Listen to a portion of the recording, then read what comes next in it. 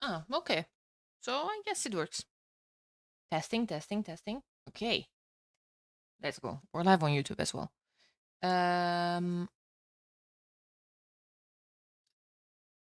I see a couple of I see Loki here. Can I please ask you to edit the command um exclamation mark YouTube that says we're live on YouTube as actually multi-stream. Multi-stream is better. We're live on YouTube as well. And I'll just add really quick multi-stream on the title. If you have time. Hey, Mr. Concentrial. Yeah. Can this say we're live on YouTube as well at Trana? Thank you so much. Thank you, thank you, thank you. Let me see if I have the clean feed is here. Okay. Okay, so actually there's 17 more minutes according to them because of course there's delay and technical difficulties. We don't mind those too much as long as the games will start on time. Because I am ready to start the games if it's going to be um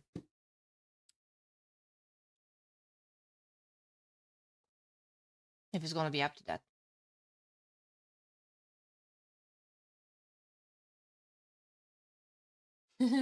Hey, I hear testing. That's what it is for. It was for. It was actually. It was.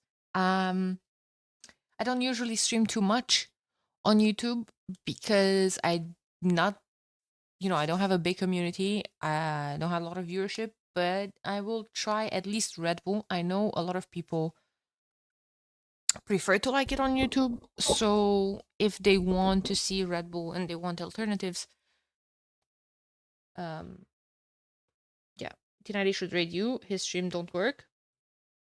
No, but I think they're doing the strategy. Everyone going live and then rating.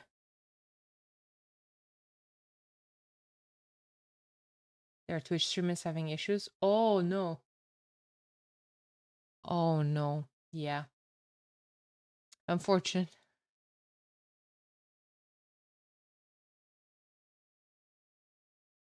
But yeah, anyway, hello everyone. I hope you guys are ready because we are about to start the day with Viper and Sebastian Crownwood. Game number 1 map. This is a best of 5, by the way. Thank you so much, Loki, by the way. I appreciate you. And I appreciate everyone. But you're really nice helping out. Let's see this. Hey, Lily.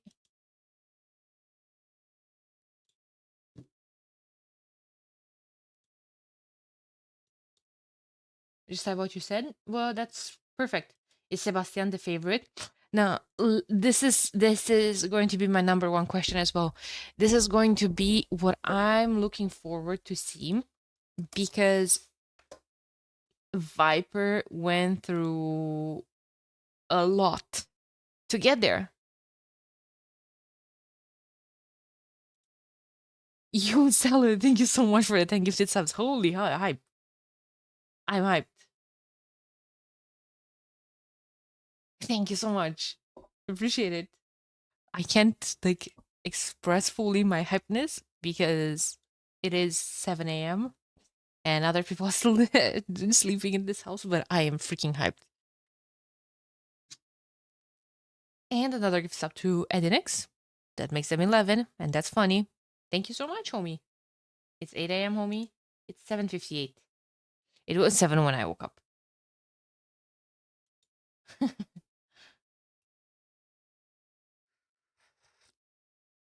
Oh, tea's good as well. Hi. We're so freaking ready.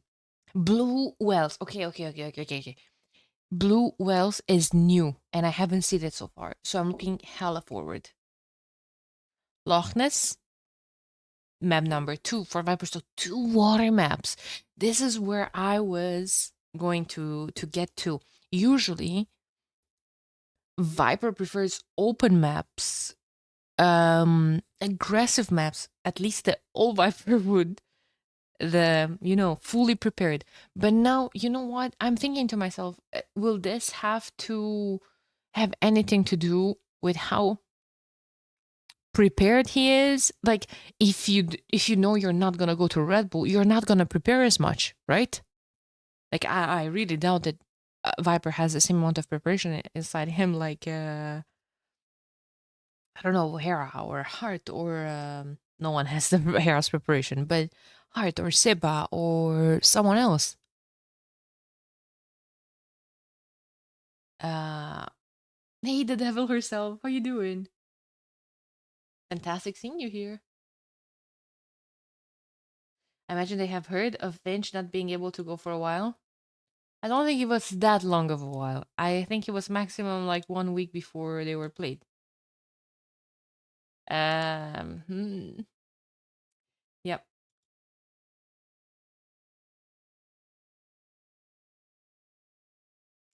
I think things were still, subjected to change until the last minute. Hey, Diana. I think I can make it on Friday from your. Oh, you're going extra sub? That's so nice, actually. Oh my god, look at Salad, dude, gifting a sub to everyone unsubscribed. I hope people won't get this abundance of ads today. Is that the real draft? Yes, it is. Yes, it is. We're just discussing a bit because we have Blue Wells, and I haven't seen that yet. And I think Blue Wells and Stone Drift are new. One of them is banned by Seba. And Viper put his hand on the second one. It's 1 p.m. in London, and basically also just woke up, so this stream gives me the perfect wake up hype. Thank you so much for being here. Appreciate you a lot. You know what? Actually, you've been around here quite supportive a lot of times. I think you'd go well with the rest of the chat with the ping badge. I think so too. I think that's a good. Did you switch to turning bench? Yes. Yes. Woke up prepared. Oh my god, sell it. Another gift is up. You're spoiling all of us here. Danny wearing some kind of uniform cosplay thingy. Okay, this makes me wanna add the browser source for the clean feed. To Dana Bros. Thank you so much.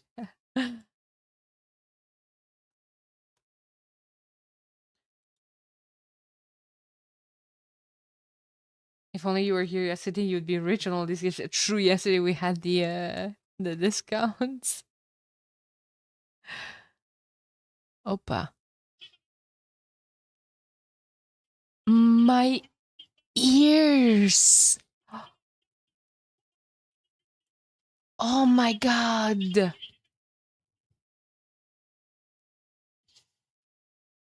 Oh, my ears. Holy.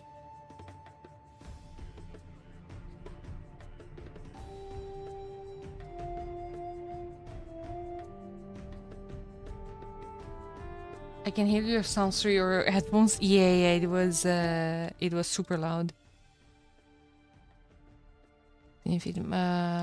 Monitor and output. Oh my lord.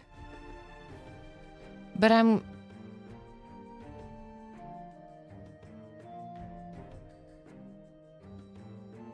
Wait, this doesn't fit.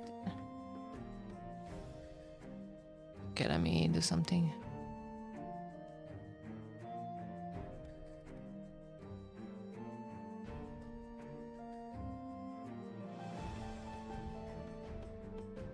$26. 2560 by 1440.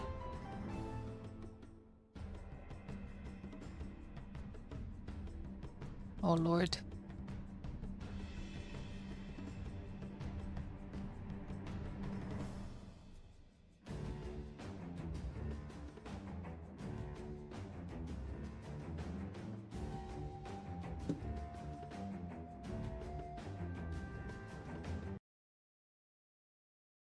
Okay. Oh my god. I sell it. Thank you so much for 5 more gifted subs. Holy moly, moly, moly. Appreciate you. Yes, I have a new cup of tea as well, so we can celebrate it. Don't worry about it. Like I said, you were around here and my community for a while, very supportive, always with good vibes. So it's just a pleasure. I don't see any unsubbed in chat anymore. Good. Good. Thank you so much. You are very, very, very kind. Oh, oh, oh.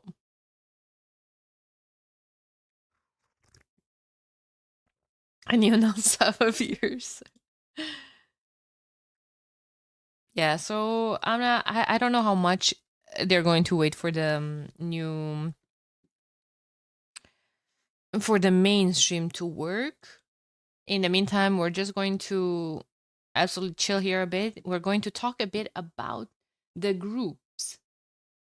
Because on Wikipedia, you guys can see the groups, and I'm gonna read them out loud to you.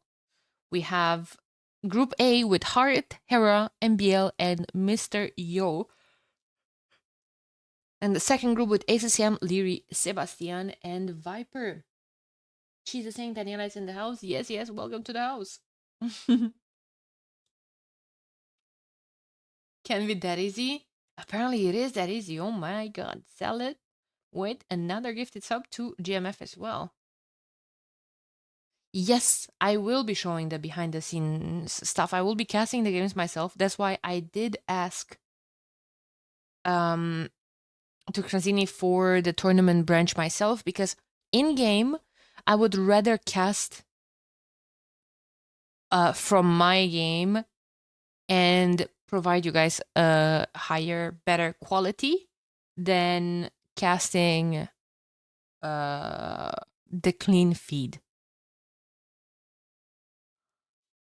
I will, however, between the games, show you what's happening there. The draft is going to be really nice, probably. Oh, I see them in the lobby. I don't think they're going to wait a whole lot more for the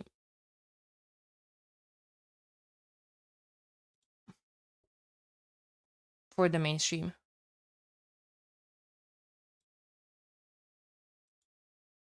The stream looks okay now. It does look okay, but it says 17 minutes countdown, no? Wouldn't be a Red Bull event without some good old delays, yeah. True. No? The clean feed, the... Oh, no, no, no, I was behind.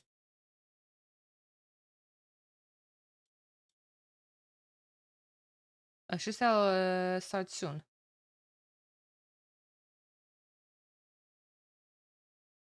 Soon, copium. So I have the whole day AoE, the entire day, and tomorrow, and the day after that, and everything until Monday. And we're still going to have AoE after Monday. There's going to be a new map pool. There's going to be a lot of hype things.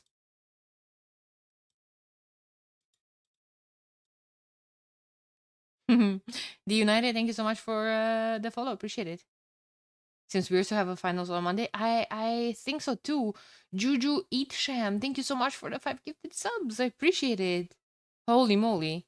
It took a while for the hype trains to start, but it's there. Are the maps cool? They're very cool. I like them. And I didn't get sick of them, even though I cast it quite a lot, especially in January. And we have 2 new ones, and that's Blue Wells and Stone Drift. So yeah. And no mirrors, so it's fresh. It's fresh out of the oven, Waylander.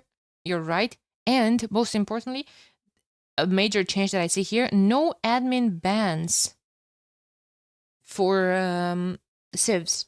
But players now have multiple choices in terms of bans. They have now six civs that up to civs that they can ban, and I still see the new South American civs sneaking in there. Tupi, and that's it. What about Inca?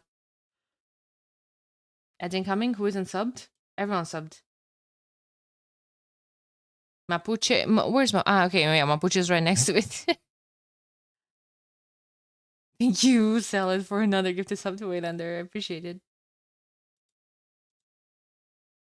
Thank you. Yeah, so I hope.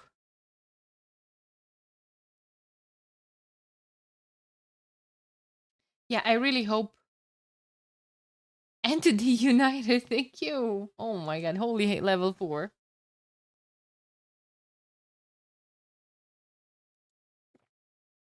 I still consider Way and Shu new civs. Don't we all? Guys, they're in the lobby. Sebastian versus Viper. We are just a couple of minutes away from the start of the first game. And if it's Crownwood, I'm looking at the first glance at the civs, and I believe it's going to be Magyars for Viper versus Vietnamese for Sebastian. Magyars Vietnamese has been a thing forever on that map. Thank you so much, Salad. And Finneville! Oh my god. Finneville with 3 gifted subs just like that. Hype train, yes. Whole of it, a big ass hype train. The Madman really is gifting a sub to whoever is not subscribed so they don't watch ads during Red Bull. Can everyone, please throw their W's in the chat for Salad? Hello? Pick me? Love me? Okay, Meredith. I'm poor and sometimes die. That's good.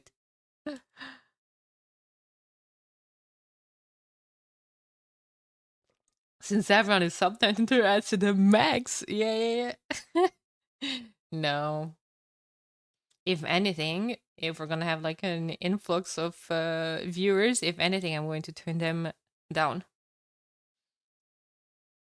Get some love, you crazy person. Exactly. Goodness gracious. How many of the non-subs were Kinder's alt accounts? Yeah, I'm just typing from my laptop. Best would be Fast Castle from Viper with the Portuguese. I think Portuguese are for handhold. Like that has been a top pick for everyone.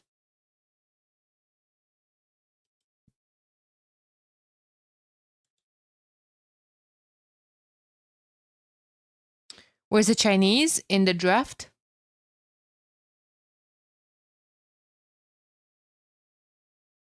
That is a very good point.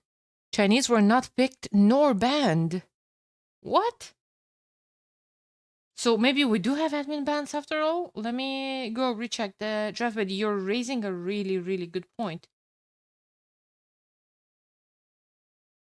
Is Chinese a good Emperor War pick? You still start with extra vills, though, no? Yeah, maybe that's the point. Maybe it's not that popular in Empire Wars, but it's a very good civ. Holy boar bureaucrat with another gifted sub. We're past level 5 of Hype Train. It has been a while since that happened. 14, please. Fortunately, it's not up to me. Like, I'm on the spec dashboard. I'm waiting for them to start.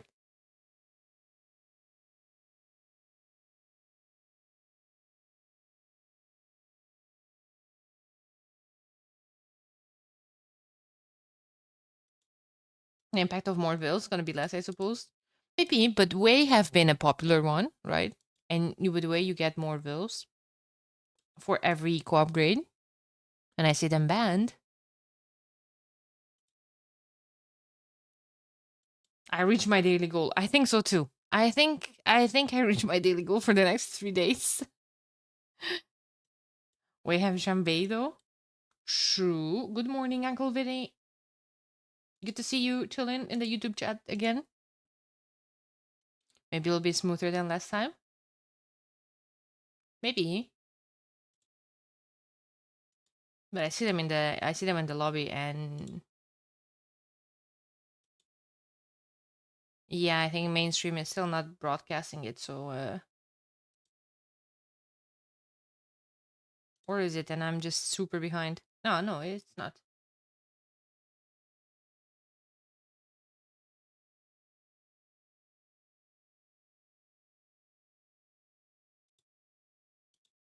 Bum bum bum bum bum bum. Everyone see a black screen here? No. Hey, Sheffer. Hi there. First time here. Welcome to the chat. I hope you're gonna have a nice time. Enjoy the casting while you're sticking around. We're just waiting for the game to start. I understand that the mainstream has some delays. Last time they couldn't broadcast the whole first day, right? Not the whole first day, but they started the stream after several hours. Yeah.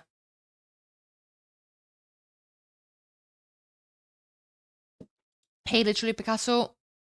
I'm just keeping an eye on the game, guys. I'm just keeping an eye on the game. They're still in the lobby. I'm assuming they will wait as much as possible for the technical difficulties to solve. If that's not going to be possible or the case, then they're probably going to start. They don't want to get too behind schedule. I think there's going to be 3 sets today, if I'm not mistaken. We're going to have Seba versus Viper, then MBL versus Yo, then Leary versus CM, and then actually Hera versus Heart. There's going to be 4 sets per day. Daniela, make them start. um,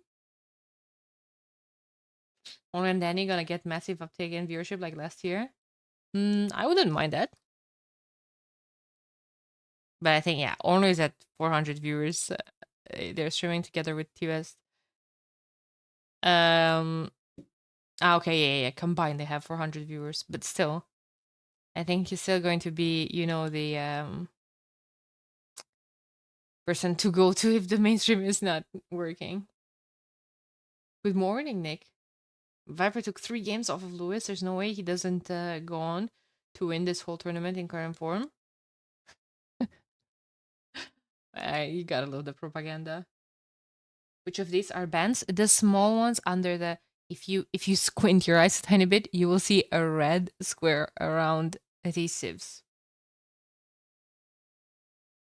You have Georgians, Byzantines, Wei, Koreans, Bengalis, and Burgundians for Seba, and Aztecs, Saracens, Tupi, Mapuche, Khitans, and Franks for the Viper. Everything that's in a smaller format, it's a ban. Just like you have Crownwood, admin map, and then admin bans are Dorothea Quarry and Glacius. You have the home maps, Blue Wells and Loch Ness for Viper, and his ban is Vulpine. And Seba has Thames and Hengehold, and his ban is Thorndrift. Is that true that there are often problems on day one of this important tournament? It feels like it, but I have zero evidence. Yeah. Like last Red Bull, it was brutal.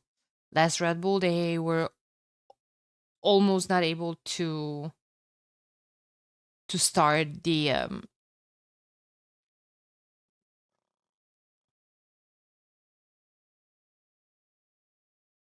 entire broadcast. Rip Hype Train. Thank you so much, guys. Thank you, Salah. Thank you, everyone that contributed to it. Yeah, they have the coolest graphics and layout. Thank you so much. You have no idea. You have no idea how much that means to me. Like, these details, these things matter. And yeah, I do agree that they look good. They look professional. And all that's left is for me to step up my game and bring the casting level to the same professional looking draft level. Hey, Corpella, thank you for the follow. One Ralph after another. Yeah.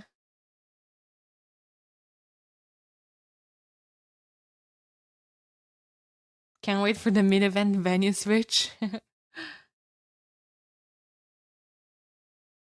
You didn't make a spot for camera on the layout. I did try to cast with to stream with camera for a bit. Maybe tomorrow. Today I was definitely not prepared. I'm still in my pajamas. First of all, I literally just hopped out of bed, made tea, sat down here, and I'm cozy wrapped up in a blanket. Another Viper Armenian loss. Yeah, someone said the Viper won't stop drafting Armenians until he wins with them. We've seen them winning in glaciers, like two-handed swordsman in Castle Age, and even before that, long swords in feudal. It's very strong.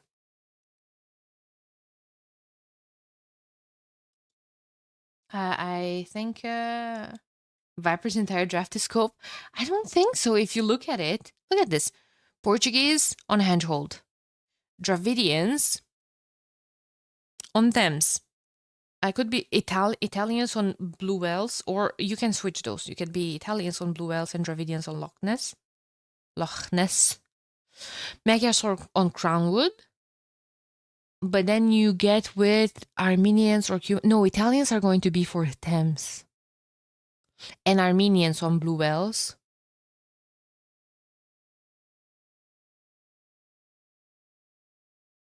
Viper draft is more than fine. I think so too. I don't mind this.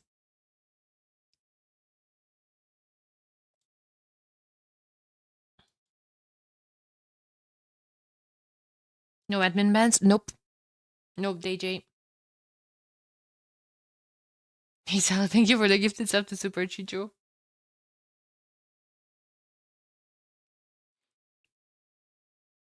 I'm done. I'm going to put my pizza in the oven. That means game will start in about 25 minutes when I'm done eating. Surely.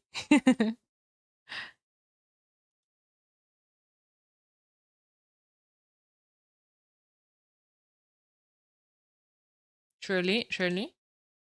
This is best of 5. Yes, Scout August.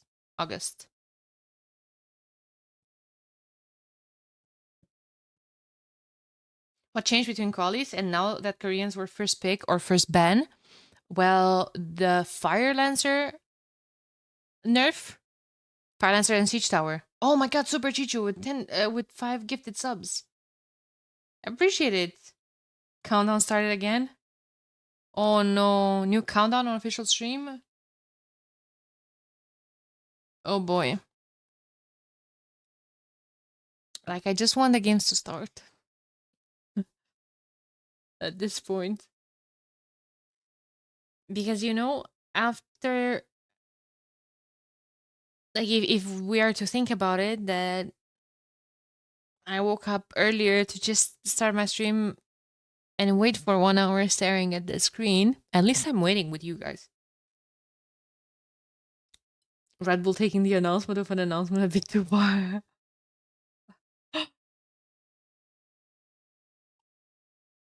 True. Getting flashbacks to El Reinado. Yeah. Had you not started the stream that early, you would have 30 fewer subs. True.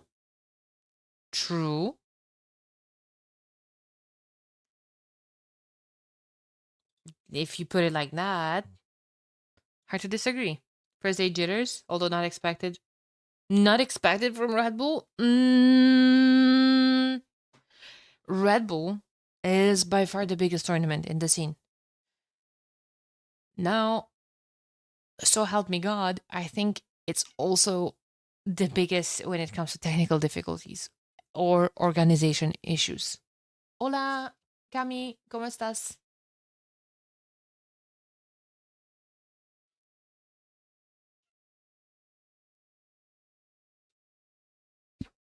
It does happen to all of us. And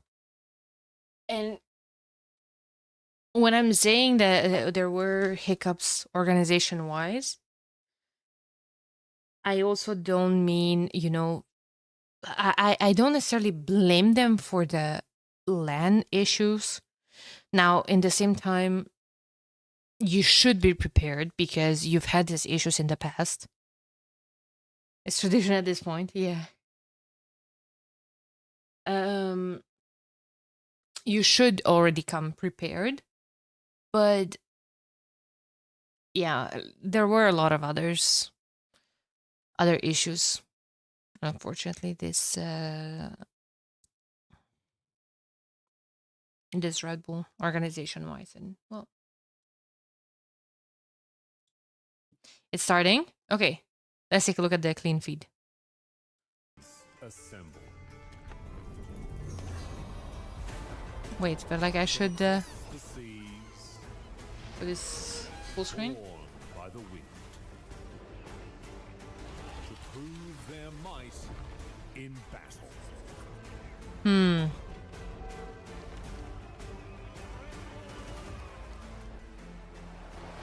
But triumph does not come easy.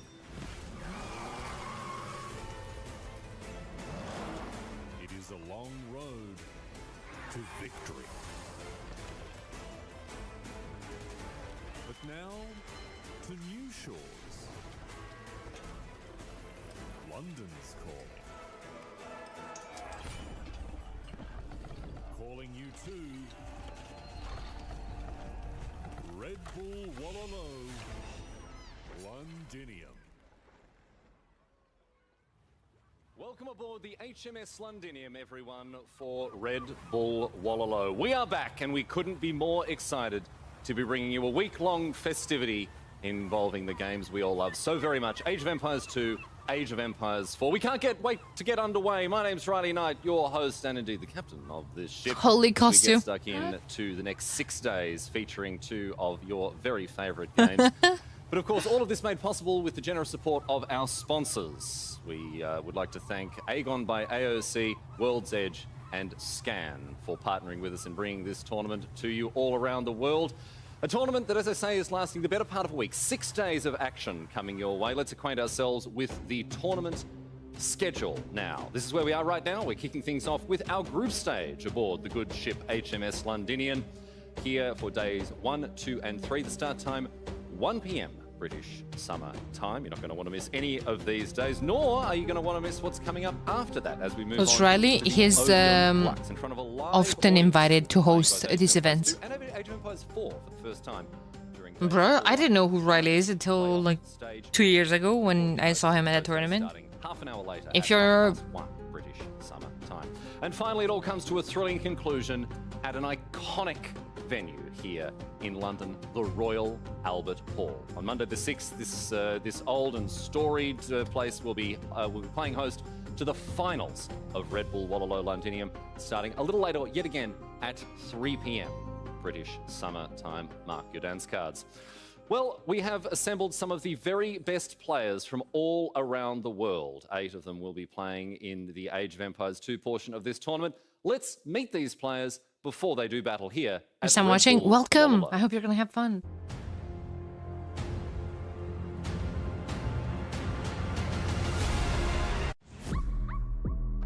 Fucking ads, dude.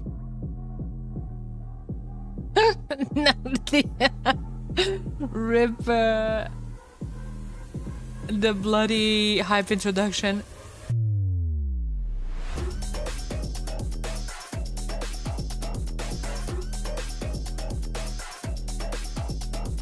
Skip!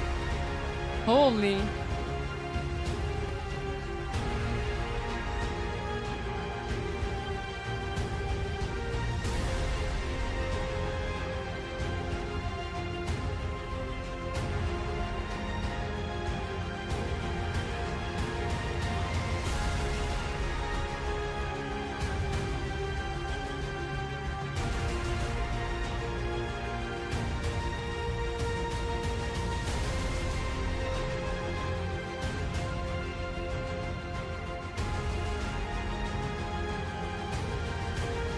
Oh my god, what is that frame, dude?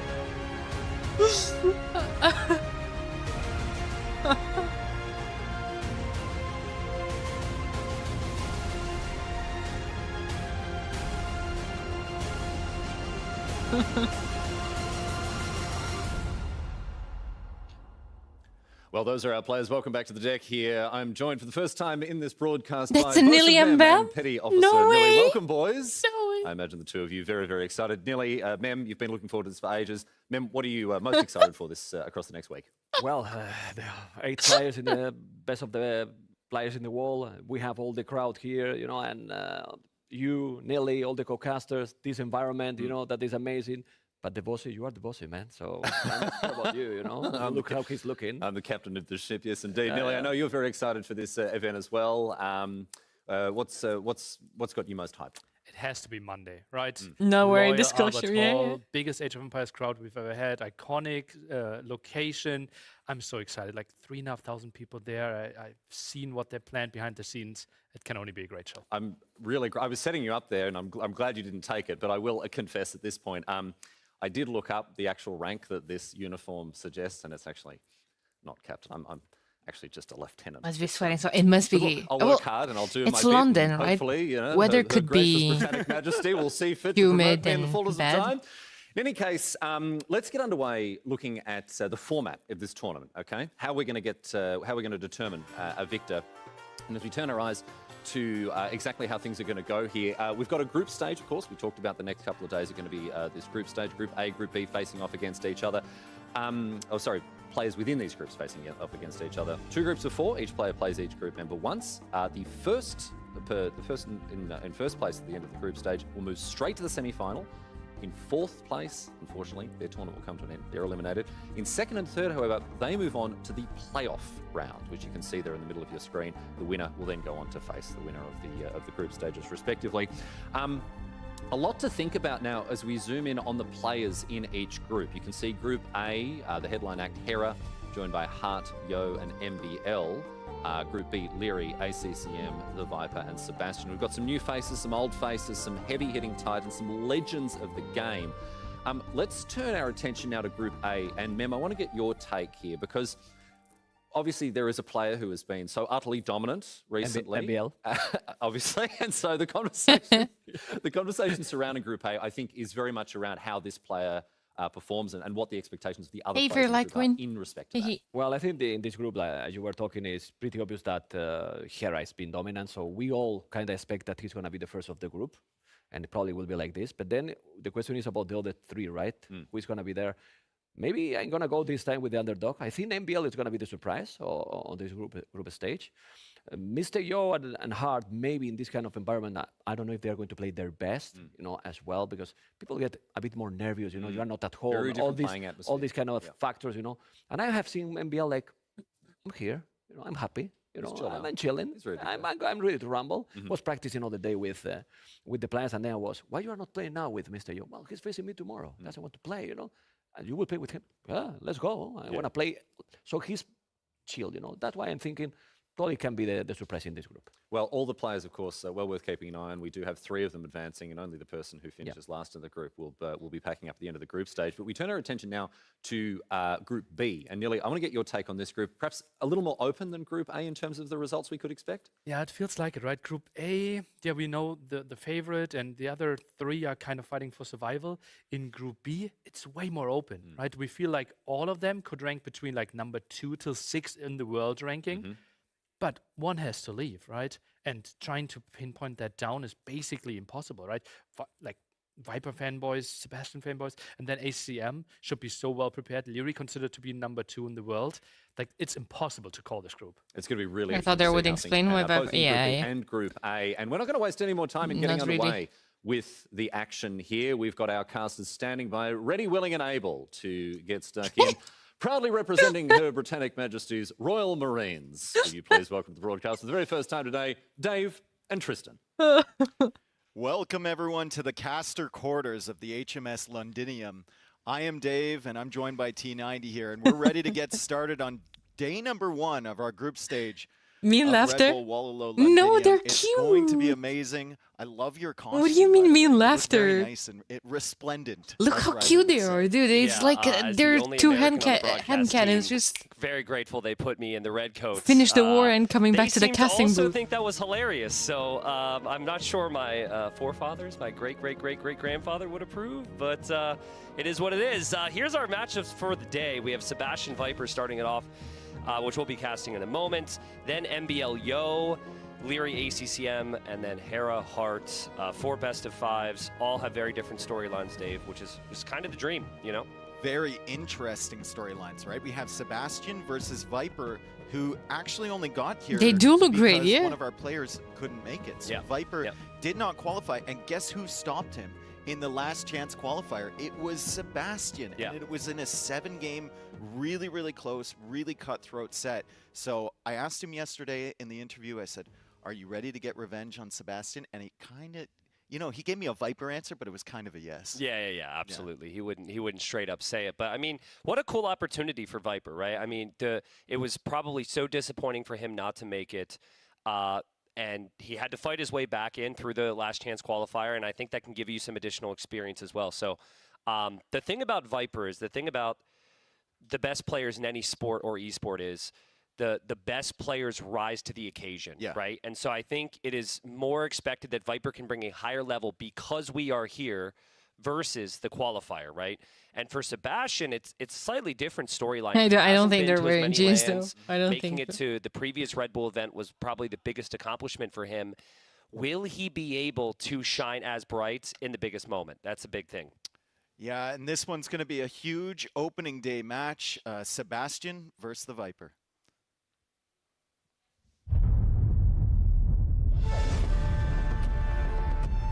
I will just try my best now. I cannot go really specific on who I'm facing. There is like no pressure there. That's how I think. Playing in front of what's going to be over 3,000 people would be probably the biggest experience of my life. Sebastian is a fantastic player, so it will be a tough match, but obviously I'm looking forward to try and get some revenge.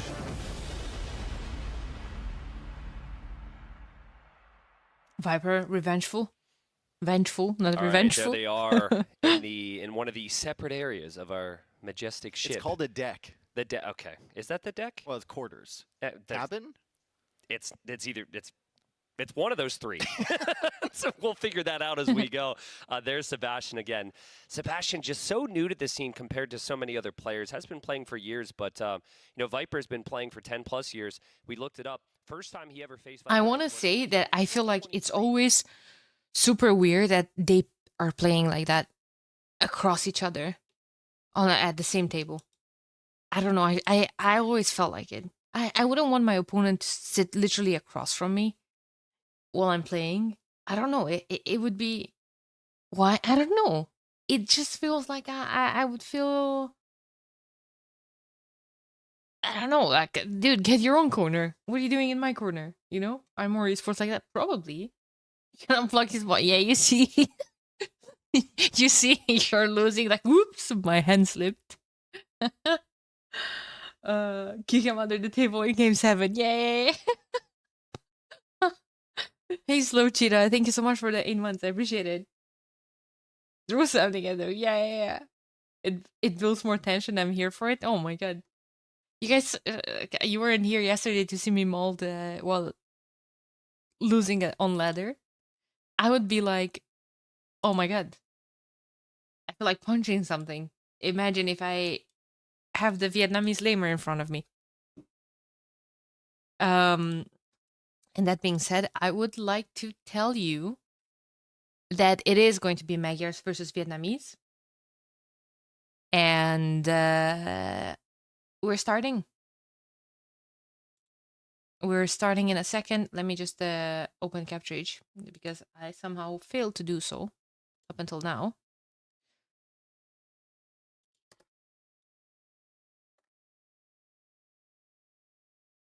I was very unprepared for this, actually. It's a best of 5. Day 1. I'm going to hop straight into the game now. And guys, it's Crownwood. And the game is paused. I guess they've been yapping a bit too much and they're not catching up now with the...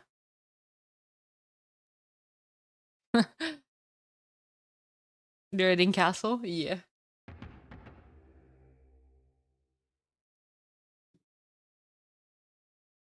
Okay. So, let's take a look at the map. Let's talk a bit about the civs while they're paused. We have Seba in blue playing as the Vietnamese, Viper in yellow playing as the Magyars. These two have been probably the civs that were played the most on this map. Makes a lot of sense. You need mobility. They're quite far away from each other, and it's very raidable, if that makes any sense. You see all of the woodlines are super exposed on top of all of these hills. You do have other woodlines, other options, but they're all, sparse, small woodlines around the main hills.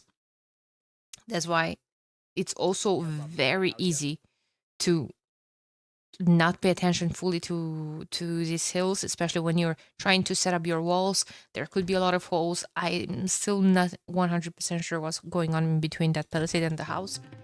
And yeah, Magyars do make sense. They can do basically any type of opening. They can have a scout opening. They can open a range, with Viper did go into, because usually in Castle Age, this goes into cavalry archers from both of them. There were situations, though, where we've seen something else. We've seen fire lancers or skirms from Vietnamese to pair them up with. But usually, what's so good about the CA is that you can just, again, run and raid. So, I mean, there's that. Pause while they chug as many Red Bulls as possible. Yep.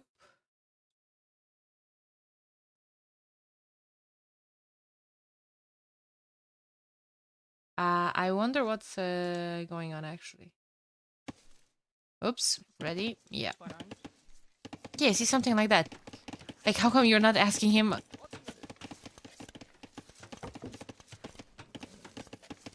There, you're sitting across the table. Yo, Seba, are you ready? 14. Huh? Well, all professional, I guess. Okay, so like we said, range opening from Viper, range opening from Seba as well is going to be a couple of archers. He already has people on wood. With Vietnamese, getting the eco upgrades is also important because you have them at a discounted price and, more importantly, faster. Faster to research. So, see Seba quite a lot in the queue. He's sending two different groups of, low value army. But those two groups are going to be caught by those forward archers from Viper. We had the first engagement and it went in Viper's favor, and now he did add the stable behind this because he knows that Seba can just fully pivot into skirms. So let's see if that's going to be the case. Viper coming forward. This is not double walled. It's going to be tough for Seba to keep those walls alive. What does Viper see? Sees the wood line. He's gonna go hit straight up that. The scout could pick up on that Vil, but he's not paying too much attention. What was that? That was an archer. Yeah, he's got this under control. But in the meantime, this could be tragic for Seba. The nerves are there. Yeah, he did get... Wait... He didn't kill the Vil? If this goes late, Vietnamese are favorite. In my opinion, yeah. No. Hard to say, actually. It depends. It depends on a lot of factors. It depends who's up first. It depends on the comps. If they're going CA versus CA, I prefer Magyars because of their extra range. Extra range on those CA is absolutely brutal. That puts Magyars probably at the top 1 spot in terms of CA in late game. It's very important. Now, Vietnamese have extra HP on them.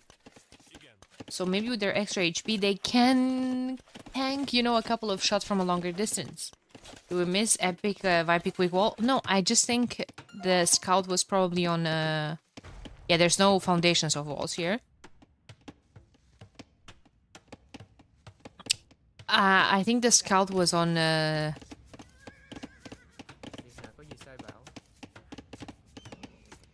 stand ground. Hey, Captain Red Hair. I take Magyar late game in this matchup for the overall greater mobility. And they have good hussars, right? They have Magyar hussars as well, which are fantastic against siege. Yeah. But then again, I don't know, it feels like Fire Lancers and Imp Skirms could be a winning comp for Vietnam as well. We'll see. For now, it does seem like both of them are gonna go into CA. It does feel that way to me. Seba staying defensive, clicked up to the next stage later as well. I guess villagers were just spending resources, walling, double walling, moving around, seeking shelter from all of this aggression. Viper with the insta Bodkin arrow. I wonder if we're going to see crossbowman upgrade, or he's just gonna straight up start the CA production. Did he add a second range, by the way? No? So, yeah, okay, it's going to be Elite Skirm. Has 4 skirms. Don't mind that too much. Yeah, you see, tiny little inefficiencies here pile up, and you suddenly are later to Castle Age. In terms of resources collected, Seba is still ahead though. He does have wheelbarrow, which is important.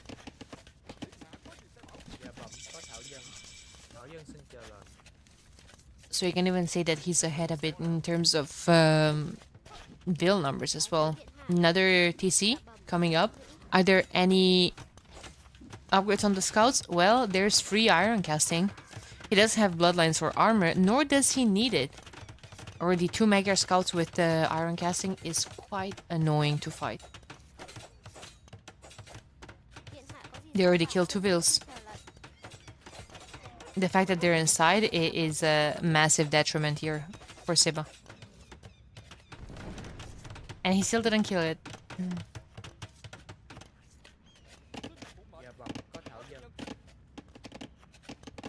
He's going to get rid of all those range units eventually. He needs to pay attention, Seba needs to pay attention to all of the low HP vills. Are those elite skirms? Yes, they are. TC number 3 coming up. Viper already has his second back at home. Third one is going up. And maybe a monastery soon is something that I would expect from Viper. Because if he's forward with his military, that he just lost, by the way. If he would have dictated the game, he would have went for the map control. This way, a university needs to be prioritized just so he can get better upgrades on his range units. I would like to see him adding a knight or 2. He has 10 vills in the queue. If you cancel 2 or 3 of them, you can already add 1 or 2 knights. It will help a lot against the skirms. Now, yeah, their Fire Lancer is there. The Fire Lancer is there, but it's not gonna do too much. There's no upgrades on him. All he had to do was build 1 extra house and he would have 3 more vills. Yeah. He's 5 vills behind. He's 9 vills behind now. Ballistics coming in. There's the armor. On the Fire Lancer, that's a lot of skirms. Now, I don't understand why Seba is not sending his own skirms forward to save the life of this poor man. Yellow tends to have a lot of gold. Yeah, he does. That's something that he's known for. And just piling up on gold.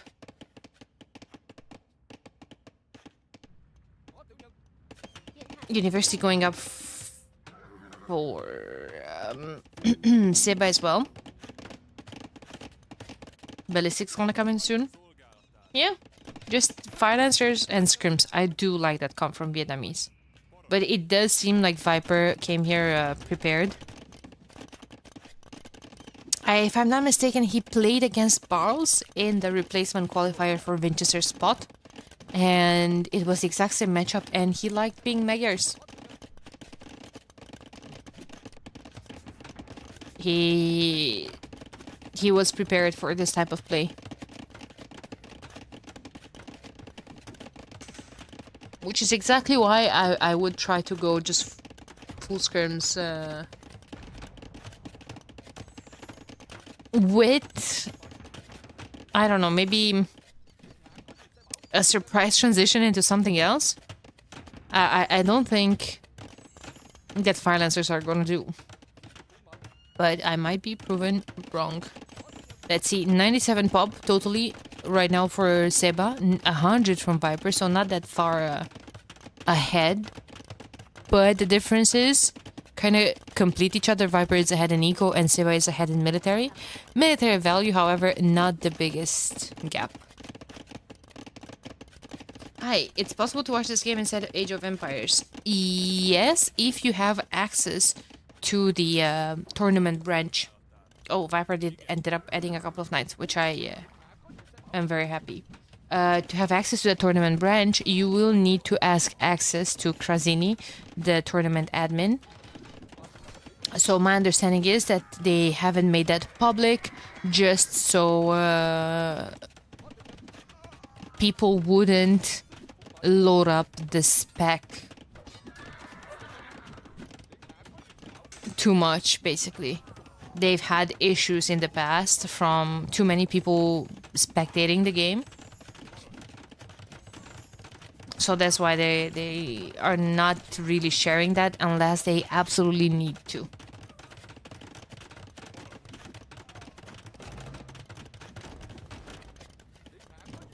Pepper bringing a Mangonel forward. I think he needs a couple of monks here against the fire lancers. But if you're bringing monks forward, it would be extremely difficult to fight against the scrims. And I just want to point out how tragic that micro was for Viper. He got a tiny bit greedy trying to dive for the priest and snipe the monk.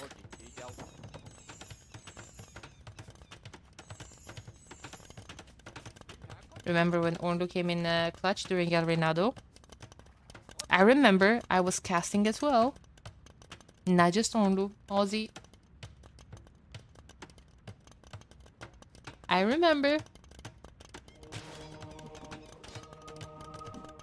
Sorry, Danny.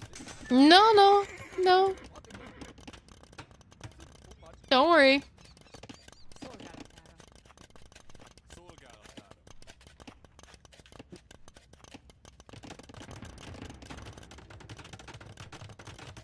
Called out? No, but like I'm happy that Ornlu got his success and his spotlight, basically. Like, Ornlu absolutely deserves it. He has been in the scene for a long time. He is a good caster.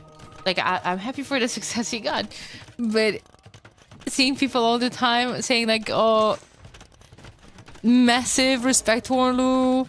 Like, he did... Well, first of all, massive respect to Ornlu. But everyone's saying like, oh, guys, remember when Ornlu saved Red Bull? And I'm just sitting there thinking, well, I was casting too. I'm not mad, I'm just... Exactly. Like... It's not that he did anything special, he was just casting. All of us were. Some of us luckier than others.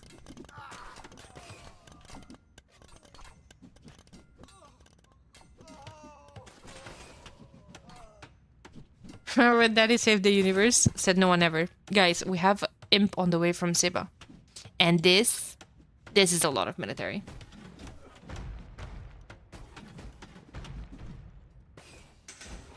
don't blame me for getting salty at comments like that. I haven't seen that personally. It's not that I'm salty. It's just like feels a bit bad, you know?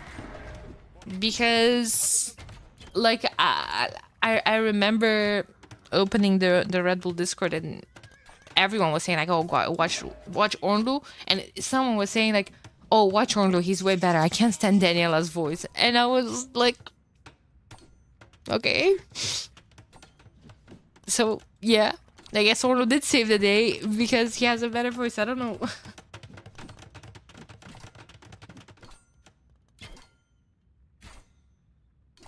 Hey, Kudo. Early morning pleasant surprise? Yes, sir. We have a full day of content today. Not even true. Hey, people have preferences, and that's perfectly fine. Everyone is free to watch whoever they want. I was just offering a bit of context that I'm not, you know, always reacting the best at comments like Onro saving the day. You're just casting. All of us were. Good for him that he got all the viewers. He deserved that kind of attention. Honestly, someone from the next generation of casters should be there. And after that last year, since he saved the day, he would have deserved to be invited this year. But that's not a possibility, apparently, since... Yeah, why didn't they... invited him? Like, they just show up on his stream, gifted 50 subs, and call it a day. Thanks, Orlo, for being the big stream.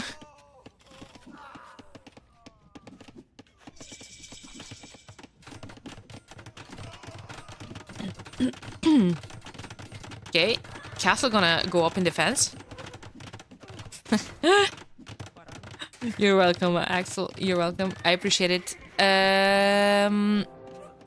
Viper is up as well, but to me, this does seem like Seba is dictating the game. I do like the Scorpions from Magyars. It's not every day that you see that.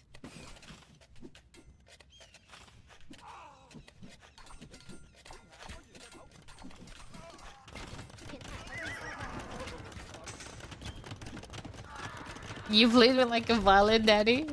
Thank you for the sub, Ozzy. Appreciate it. I'll take the guilt resub. Why not? It's still a good resub. Appreciate you. Appreciate watching.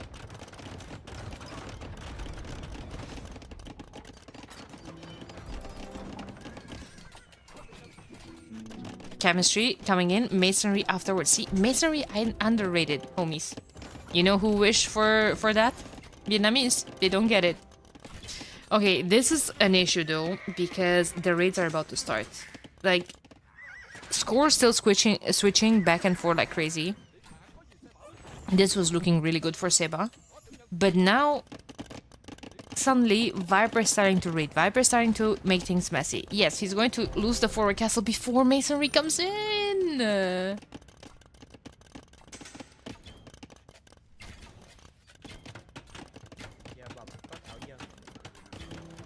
Castle going up. Another lumber camp will have to be put here. Elite fire lancer for Seba. He can only afford it now. This is a big wall of military. I'm not sure how Viper beats this.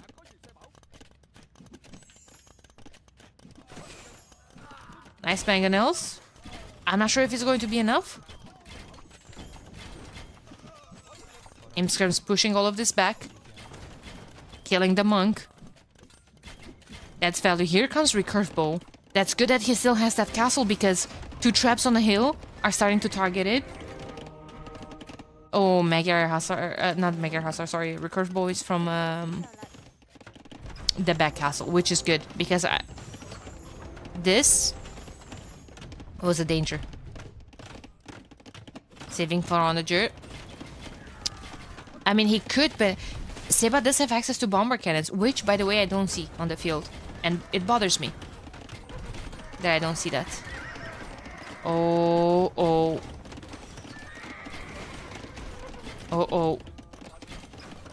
Things starting to look spicy.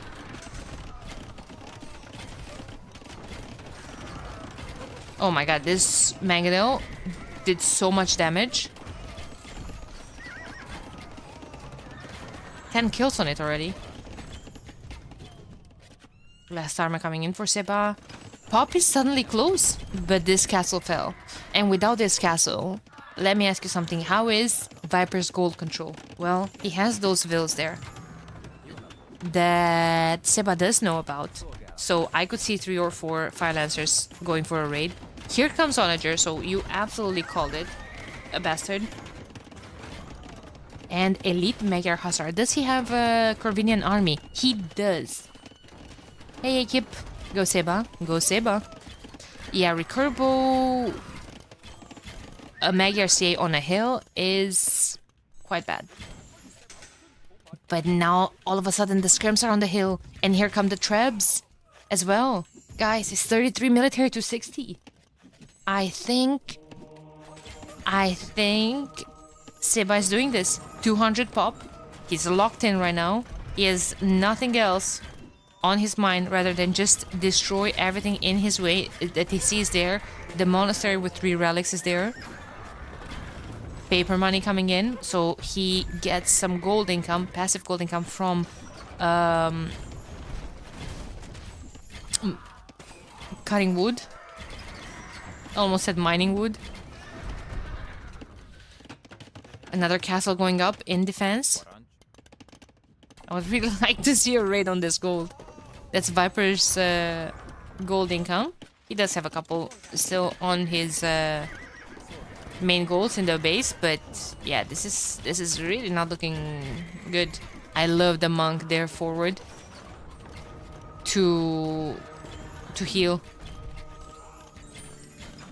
Converted one. Ooh, now that's going to have extra bonus damage versus the siege if he gets to touch it.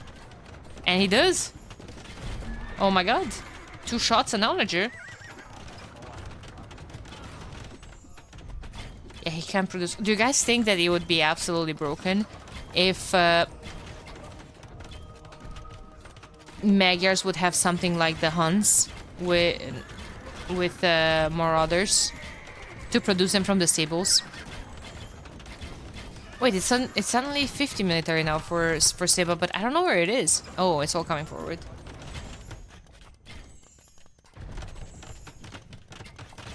Yes, let's do it. Viper's taking into light cap. He knows that this is too little of a production, so he wants to add his own hussars as well. It's a really tough comp to deal with, but you know what? Magyars have champions. They are missing the last armor though, so you probably don't want to be stuck on them. Probably even imp scrims are doing a whole lot of damage to them.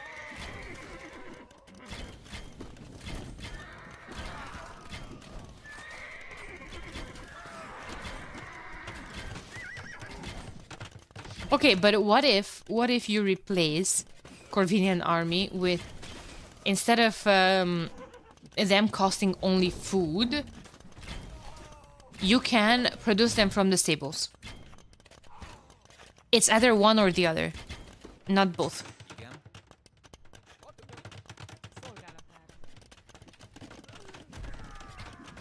My thought has always been that Magyar need a different unique unit, and Magyar Hussar should be the final upgrade of the Lycia line. Ooh, that would be very strong, man, though.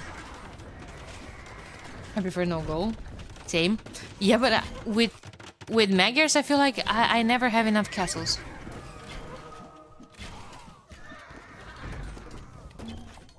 Oh my god, I heard the monk Wololo sound, and I thought someone followed.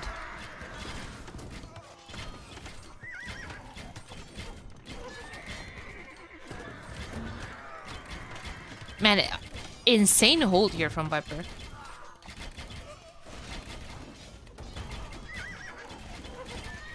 It's really strong as a trash unit, yeah. I agree. Finally, the raid here, but it's actually from the Viper on Seba's Vills. Army suddenly even. We went from simple to double. Same amount of FOB, same amount of eco.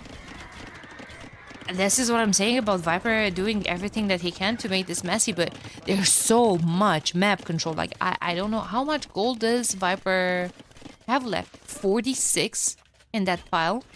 And that's about it. You see? 9 on gold. That's it. That's it. No more gold. Now what?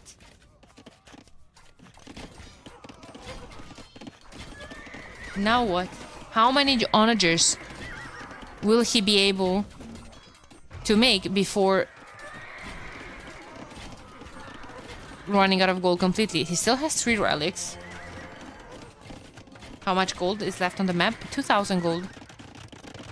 There's 1,000 here. And there's 1,000 here. And 600 somewhere else.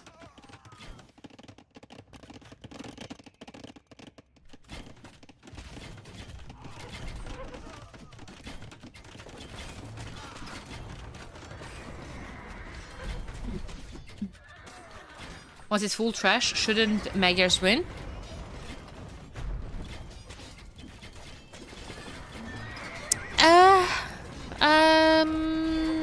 Because of... Because of what? Because of hussars? I mean, Vietnamese have halbs.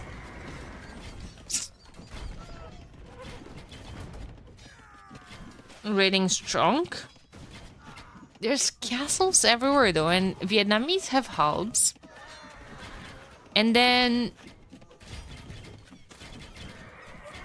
Yeah, I think if you go halb scrims, I kind of prefer that compared to... I don't know, I guess. I think I would like hussars. But for raiding, Vietnamese have really good Lycav as well. Like, yeah, okay, missing the last attack, missing the hussar upgrade, but it's still gonna do the trick. Sebastians have done so much. Yeah, he just lost them, but I'm actually now quite sad that I didn't check before they went down how much damage they made. That's a lot of vills. Would be a shame if a bunch of Lycav fouled them. Yes, as I say that. Well, you were right. They have done a lot of damage. Guys, I will forever admire the people that still find the energy to micro and split the scrims against an onager minute 43 into a game. Into an Empire Wars game. I think it might be over. I think so too. Like, the really no gold. And look at Seba. Seba has paper money as well. So it's never really a full trash war for him, right? He will still get some... Oof. Holy onager shots. Viper needs to play for the score now.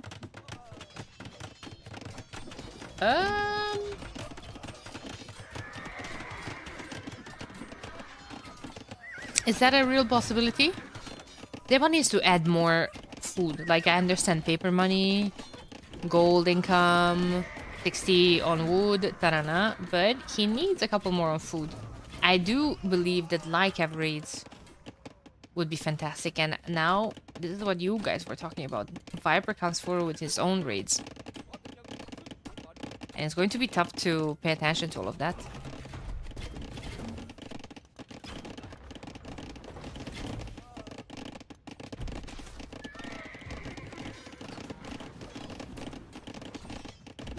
Really nice micro from Seba the entire game. Onagers are really nasty, but did Seba just completely forgot this game that he does have access to bomber cannons? Maybe he thinks that Elite Magyars Hussars can snipe them too easily? Yeah, there's no score counting. Unfortunately, it is just how it is. But it is 1 and 15. Where are the bomber cannons? I'm guessing he's too scared of showing them because of the Elite Magyar Hussars. Elite Magyar Hussars, and, well, not just Elite. The normal version of them, the unupgraded. Dizzy drop. Still has bonus versus the Siege. So maybe he's thinking it's too easy for Viper to snipe them. Oh my god, that shot in the scrims. Yeah, I know. The issue is that when you pair the Cav Archers, also even Cav Archers only can snipe them from a distance. The extra range is really, really strong.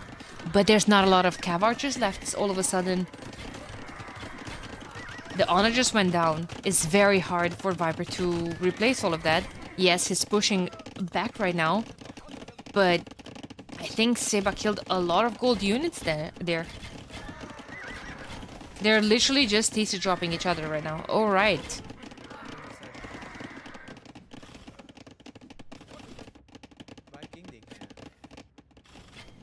Seba's also out of gold, and Fardaster's not cost efficient versus Magyar Hussars. But Seba has paper money, which is, I know, kind of crap. But paper money plus 3 relics, not too shabby.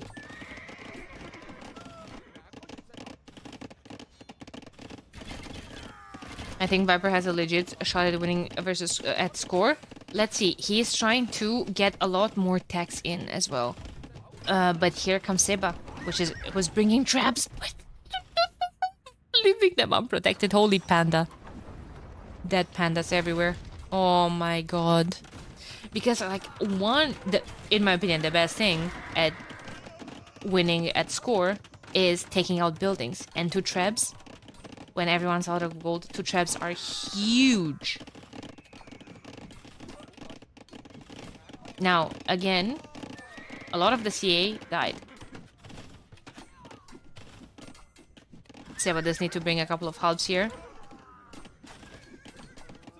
Here comes another onager, another trap in the queue. Like us from Seba. Viper could be winning at score. Oh no, this TC is full of halbs? I thought there's Vils in there.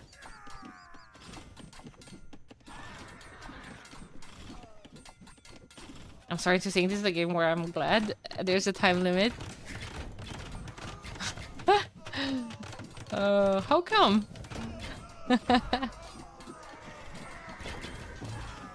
If Viper wins a score, I wonder how much will be from 100 shots. I mean, look at the KD, right? 822 to 500. KD is carrying Viper right now, and suddenly there's 25 minutes left.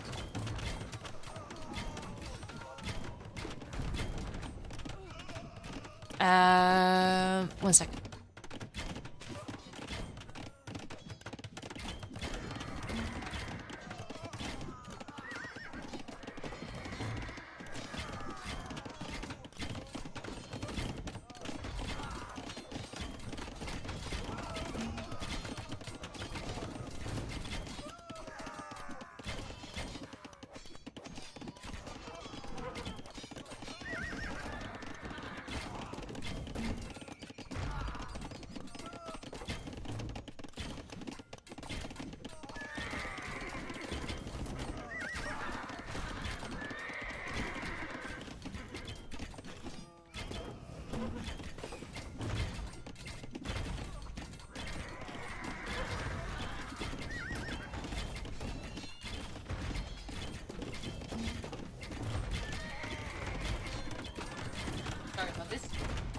Sorry. I did say bareback. Oh my god, Viper is suddenly 200 pop. And he is pushing back.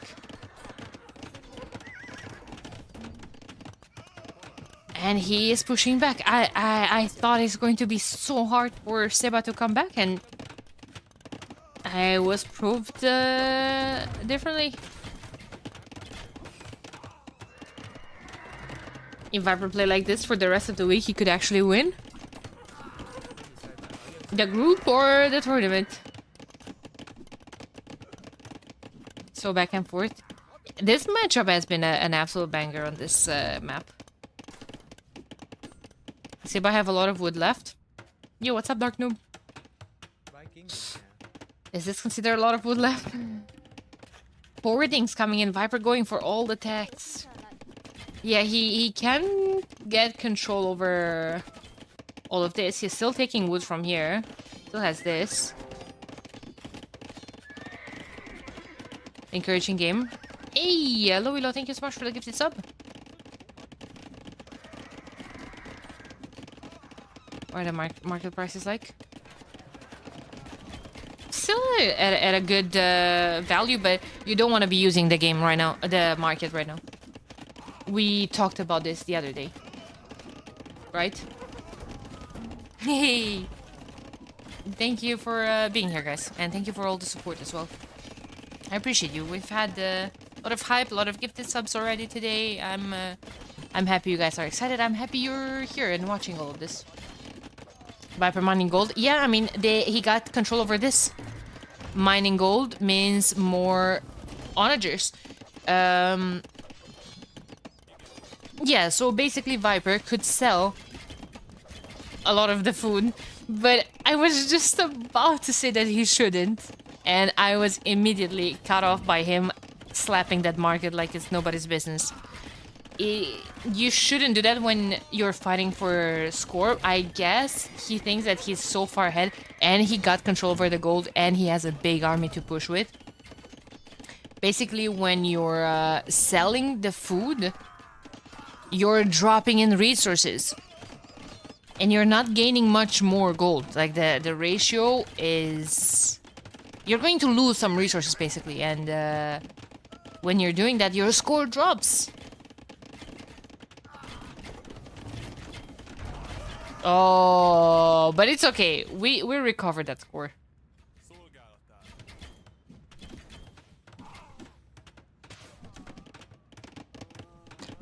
Is that the first bomber cannon of the game, or did I miss something?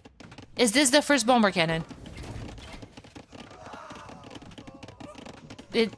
Yes? Oh my god.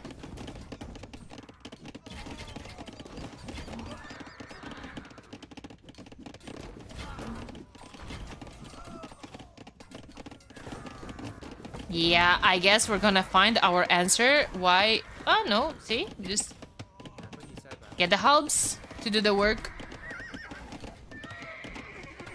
It just needs a good shot against all of the... Oh, here comes the CA though. But you see how many CA are dying for that to be sniped? I guess we did find our answer why we haven't seen more of them added, but, well, that was the answer. However, it's... Oh, are those 5 militias? Holy misclick. All the CA died to snipe that.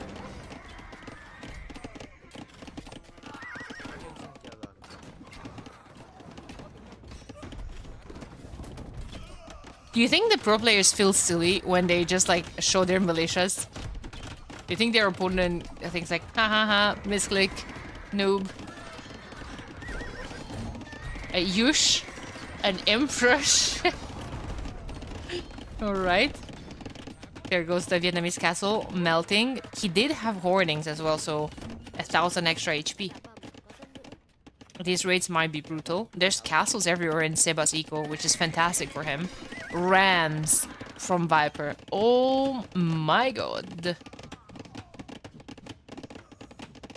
26 Magyar Hussars in the queue. Yeah, but those two traps are going to be sealing the deal, I'm afraid. Nice snipe. Here come the bomber cannons putting in the work. Guys. Oh, here come the Mega Hussar as well, though. It's just so easy for them. Oh my god. It's almost like bomber cannons are good versus scrims and onagers. Yeah. Oh my god, I can't believe I'm about to say this, but this seems very much over in Viper's favor.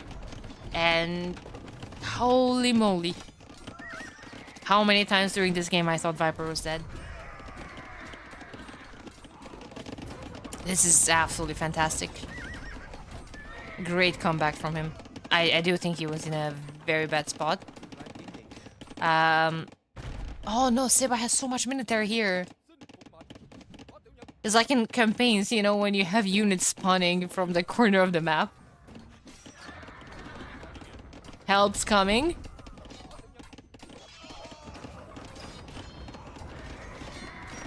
so happy to see the Fire Lancers come loose. Yep. And like I said, Viper literally played against this exact same thing, except he even had towers added from barrels in the replacement qualifier. Like, he is prepared for this. The lost army, yeah. The king is sending help for you to go through your mission.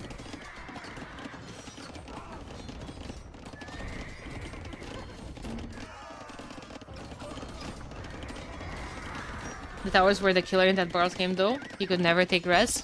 Yeah. Yeah. Well, now what? Now we drag it for 10 more minutes. And it's 6k score difference. There's no rest in the bank anymore from Seba. 200 pop versus 200 pop. And Viper is living the life. Seba is pop, so he won't wanna resign, but he's dead. Yeah. Viper sold 2,000 food. Here he goes again.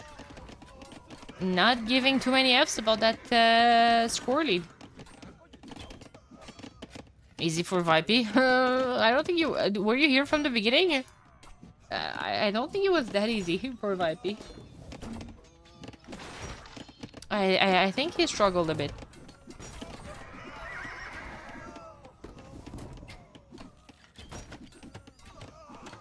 I think he struggled a bit. I'm here for the success. For my success?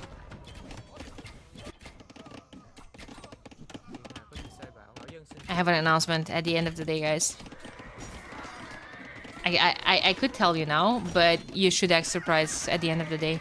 Actually, Red Bull invited me to cast. I'm casting from the next room. I'll start joining tomorrow. Yeah, I'm a bit jet lagged. I flew last night. Is it a good April Fool's? True, I forgot it's April Fool's today.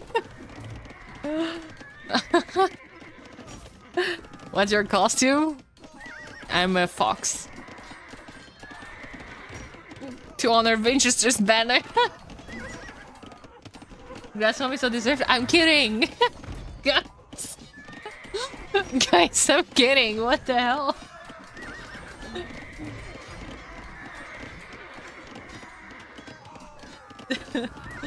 Such a great game one. It really was. It really was. Congrats, Danny. I knew you could do it. To pull this amazing April Fool's joke. Yes. GG time. We still have 7 more minutes. I'm sorry, Varus. I'm sorry I baited you. Ah, G to the G, boys. Holy moly, what a game. It took us all 3 seconds to realize. Well, I don't want to bait you too hard. Imagine your disappointment tomorrow. 600 skirms. Yes. Hell yes, brother. All food for the onagers. Look at the KD. Oh, almost 1,600 units killed to less than 1,000 lost. Damn. Vaporowski taking game number 1 in the bag. Do we think another player would have won from Seba's position in early imp? Now we are actually getting controversial. I'm not going to answer that. Maybe they could have not. However, Viper did win. And he's taking game number 1. Yep. I'm going to hide this since I'm assuming that they're going to try to chop it. They were a bit late. So it's only fair that they try to make up on some time.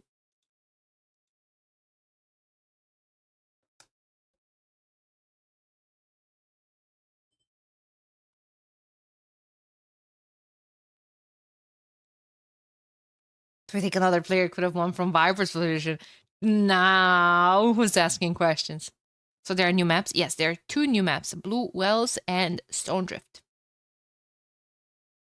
Okay, game number 1 goes to Viper.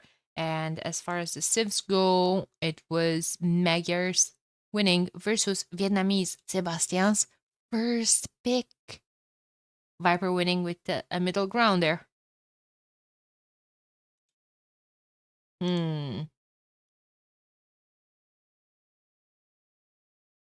A win for the host of the draft. And now we're looking forward. Looking forward to Blue Wells. I'm actually very excited to spectate this map because it's a new map, first of all. And from what I can see in the miniature, it's a water map. What's the difference between the band maps at the bottom versus the ones on the top? The ones at the top are the admin bands. The ones next to Crownwood on the left and on the right, those are admin bands. And the ones at the bottom are the player bands.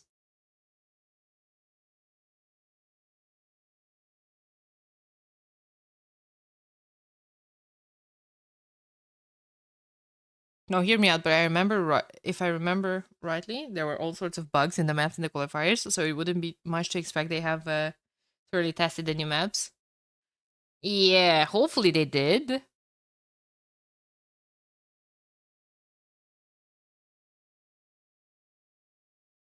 And all of them maps give me so much aggression. I love it. They'll go 18 pop skirms or 19 pop skirms. Yeah, but I mean, I guess they're thinking that the skill is in controlling those skirms. Like I remember, I think it was Leary that was making that statement that to micro those 3 skirms takes more skill and everything. And, you know, to some extent they're right, but it's also boring for the viewers. Oops, sorry. Wrong screen. I know it takes skills, but it's boring to play and watch. I agree with you there. And I agree with him that it takes skill as well. Did they replace Rampart, or is it not all the maps on screen? Who's to know? Am I to know? Let me see. Game information, map draft, Rampart. Oh, la la. There weren't all the maps on screen. Thank you so much for bringing that up, Asmio. I will fix that after this game.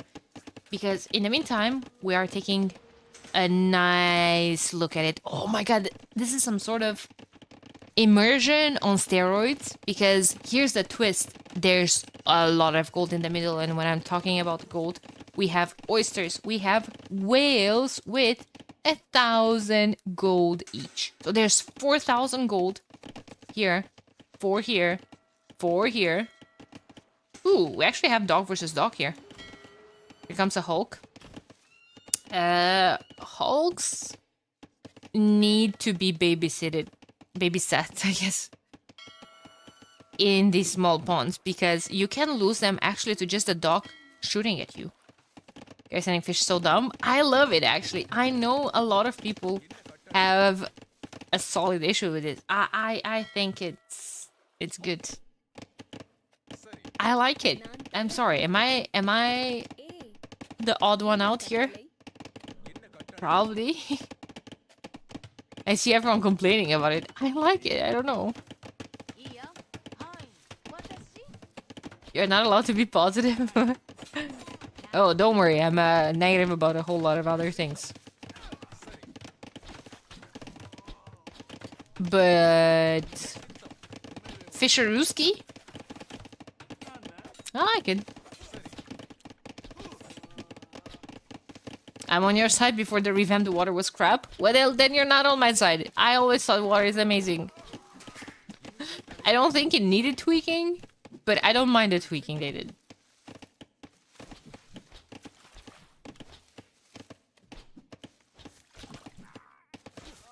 Oh, 1 kill down. That's the first eco kill of the game. We have Japanese versus Dravidians. A lot of people on water. Not a lot of people, but fishing ships. assuming those are not just out there in the open fishing them by themselves. I'm assuming there are villagers there as well.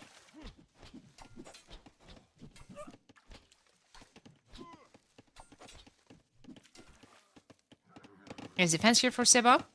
So a lot of water with some focus on land as well. Usually with these two civs we would have seen straight up men-at-arms, but not the case since you start in feudal age already. The opponent will most likely have archer range and range units out there in the open prepared for your aggression. They're about to fight here. Anytime now. The difference is that Viper doesn't have as much fish as Seba has to garrison. But you know what? Seba is focused on this micro. And did he actually ended up losing? No, he saved the fishing ship, but he saved it at 10 HP. Viper needs to pay attention to that villa as well. He might lose it. I saw fishing line coming in for Viper. Not yet for Seba. He is Japanese. I mean, his fishing ships are more efficient to begin with, but imagine fishing lines. 2 docks on the outer area as well. Only 1 for Seba. He does have a bunch of fishing ships, some food. You know what's something that I just thought about? Is that those fishing ships being more efficient, they're more efficient taking gold as well. Gamba. Ooh, I don't think I have mods around for Gamba. I'm afraid. Nor could I ask someone to just, you know, stay around and do Gambas.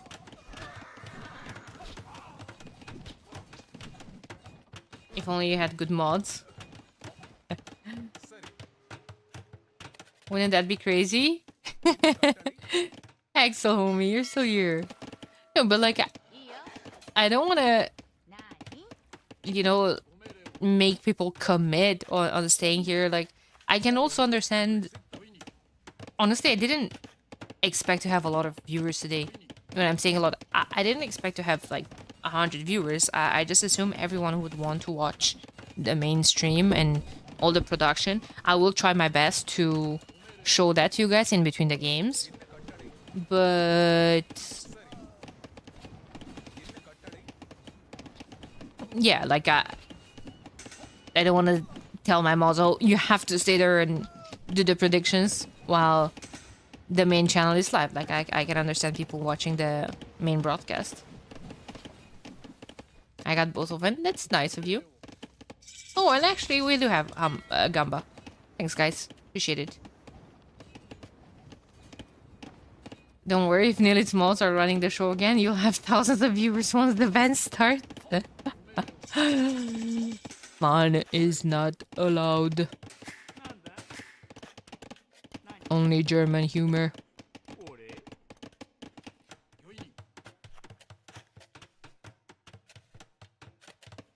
Oh, this is the main cast for me, no lie. I'll take Danny over the main cast all day. Guys, I'm gonna get ahead of myself. I'm just gonna think that this is April Fool's and that's exactly what you guys meant. You know? If you continue with the compliments, I'll start taking them seriously. I'll actually gonna be full of myself in 2 days. Treffen sich 2 Jäger betet. Yeah, I agree.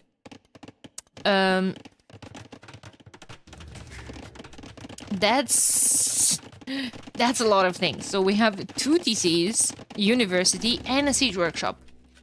I guess Dravidians are not that shabby after all, huh? Boomy approach? Well, Boomy with a sprinkle of elephant archers, apparently. Does Seba care too much about those elephant archers, or we can scrim it out? We'll see that in an exact second. Only 1 range. I thought you said that you don't do fools. I don't. Like, I hate the idea of being one day dedicated to trolls when I'm out here being trolled every single day. Nah, I hate that. Like, aren't we clowns for the entire freaking year? Like, why does it have to be a day dedicated to jokes? And especially, I will take it a bit further and say lying and scheming. We don't need that. We're better than that. That's Fool's Day every time she casts? What?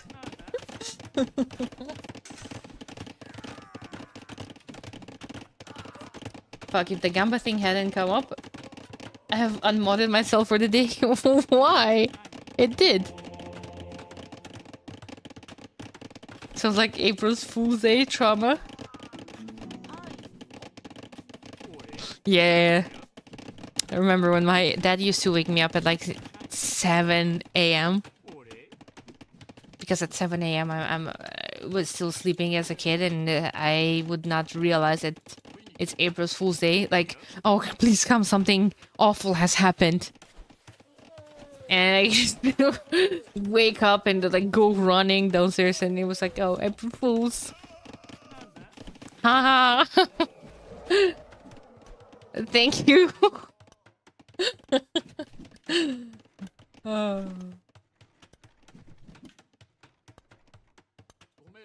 Childhood trauma a lot, yes. How are things looking like on water?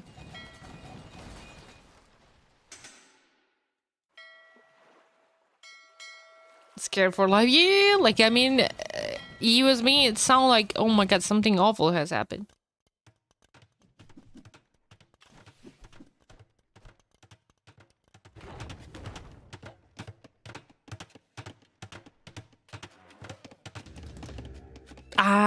I don't know about Seba's chances to defend against this much massive elephant archers. I mean, yeah, okay, mangonels are not going to do too much damage to them. Viper will have his own mangonels, which are cheaper, by the way.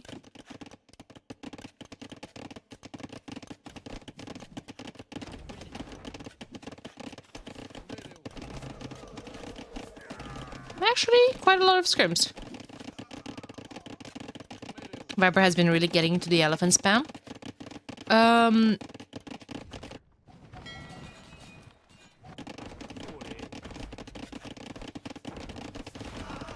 Oh my lord. I mean, it's Rage Forest experience, isn't it?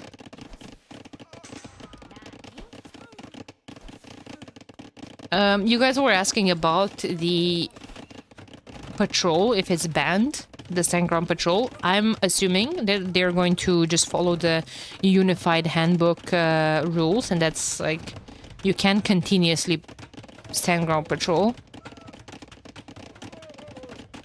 You can still try to find your way around it, but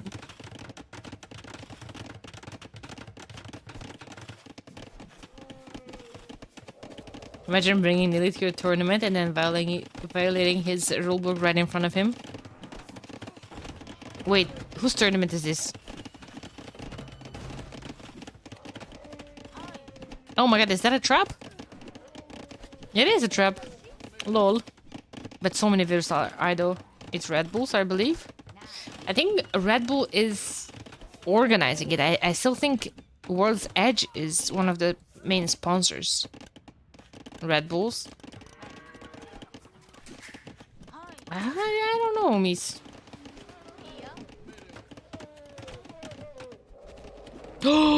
Here comes the snake with a castle in his real face. But issue is that there's a mangonel here. 2 mangonels. Also 3 if you count vipers and the actual danger of mangoneling your own foundation. Here comes. Oh my god, did you guys see that? It was actually a bit close. What the hell?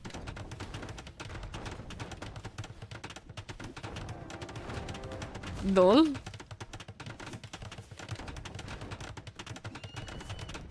Yeah, Microsoft is paying a whole bunch. Like, there's main sponsors. Like, obviously Red Bull is doing the production. But one of the main sponsors is Microsoft, and there's like I think 2 others. Yeah.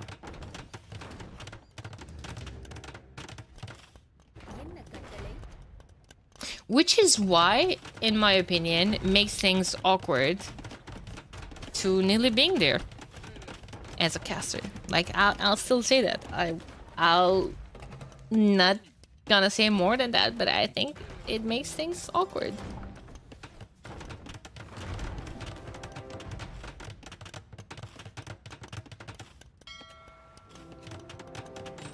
Tad bit biased, huh? Viper is going up to Imp. I think if not before, Seba will call it. That I should have been casting instead of Nili. I'm not saying that I should have been casting. I think that if a caster says that he retires from the scene, I think the next generation of casters who have been waiting for their opportunity for a while should get a chance. Onlu, T-West. Not saying that... I'm not saying I should have been there. I did not say it for the record. We should have rock, paper, scissors. We should have done a replacement qualifier, 1v1v1 free for all.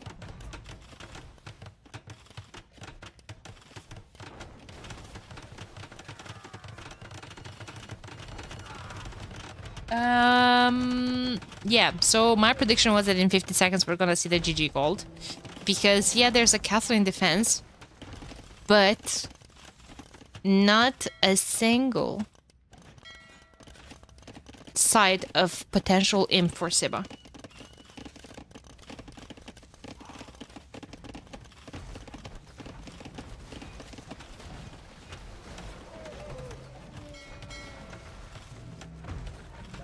There's so many oysters here for Viper to just feast on.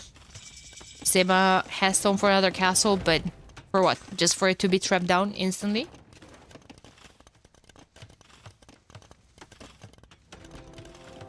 And if we don't, we just claim sexism?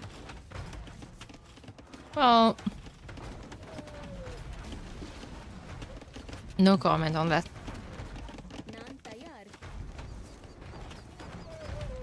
But it's not something that we should joke about because of multiple reasons. Like I would never claim sexism for if it's not the case. Like I actually feel really strongly about this, and I hate to see it claimed where it's obviously not the case.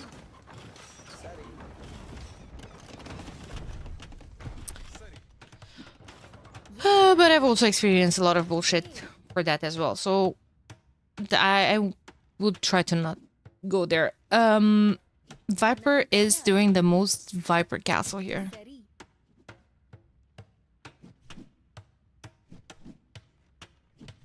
Yeah.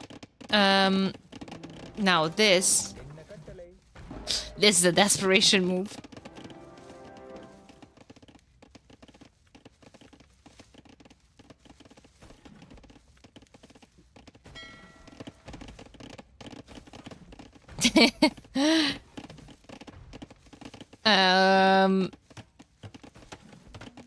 Yeah. That's exactly how, demo please? Where's the demo? Huh? Here? Ah, okay. Nah. Teresa dies. Alright. Yeah, that's not going up. GG's called. Viper taking game number 2. Guys! It's a best of 5.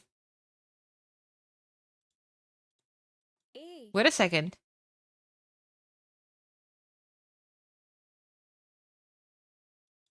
Wait a second.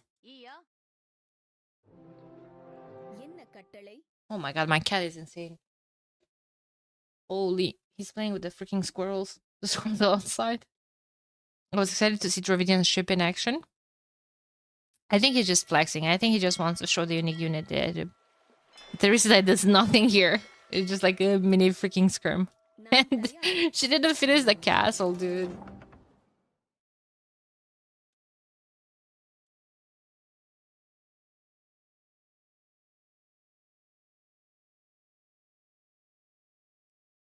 Um,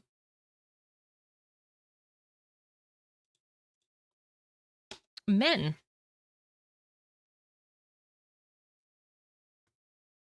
That was a brutal domination. That was Seba's whole map as well. That Viper seemed to be really prepared for. It's a new map. I like this map a lot. Seems like immersion taken to the next step, basically. To the next level with a lot of gold in the middle.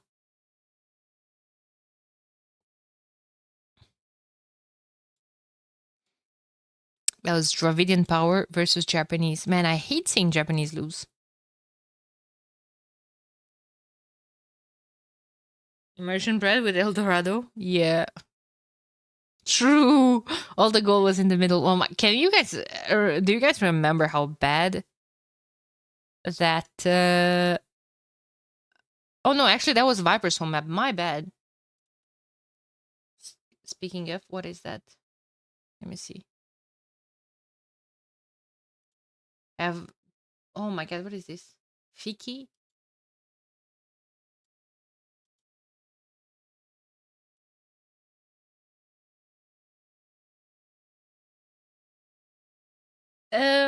Oh no, I Blach is vetoed. I don't like it. Ah, whatever.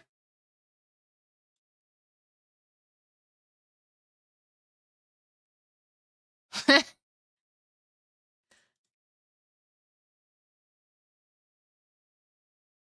don't know what Fiki is.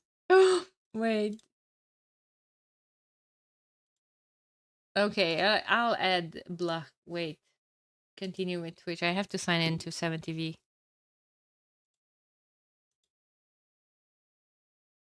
Add to. I almost added it to Heart.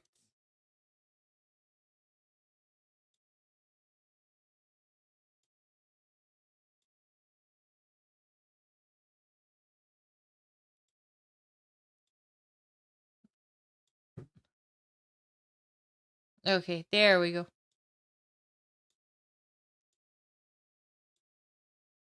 Okay. That was actually Viper's home map. I don't know what I was tripping about that being Seba's. But they kind of have to start playing Seba's home maps. He needs a redeem. Thames is going to be the next one. Thames. I'd said Italians, Persians.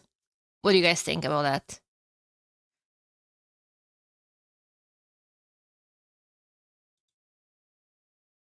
Italians, Persians would be quite good. If they're not starting yet. Oh, it's Persians, Portuguese. I would like to run get something, a snack for breakfast. It's a best of 5.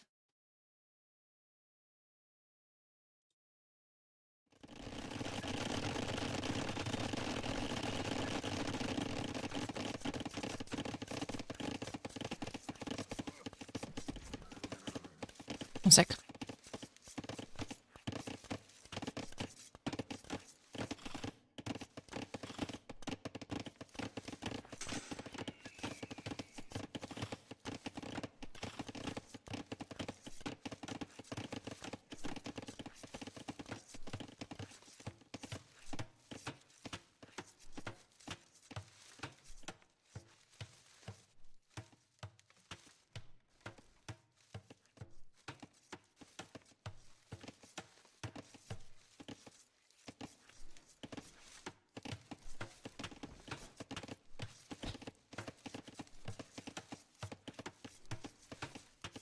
Okay, sorry. Persians versus Portuguese. Range opening from Seba. And Viper with the range opening and stable follow-up. Yeah, you don't want to face full skirms defense. Just wall and scrims could be a very good... Opa. Oh, no fletching? He does have fletching. Yo, Willow, thank you so much for the gifted sub. Appreciate it. Thank you, thank you.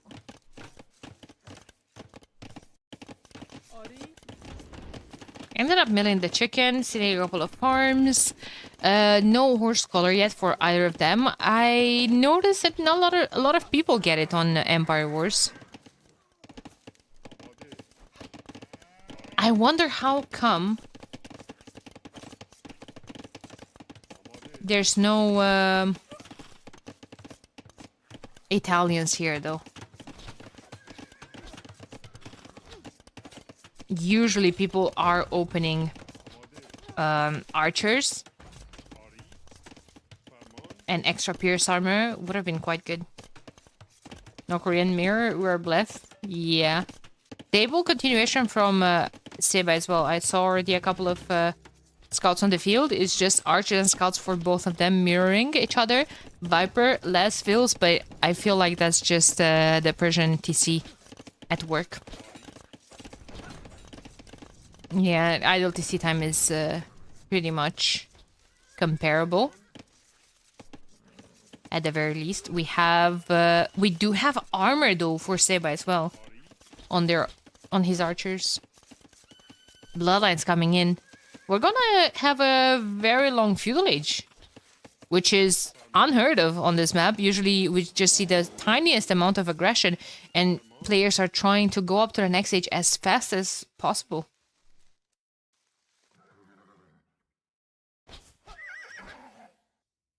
Yeah, siege towers are allowed, but they are super nerfed. Reminder that you have a lot of things going on this map.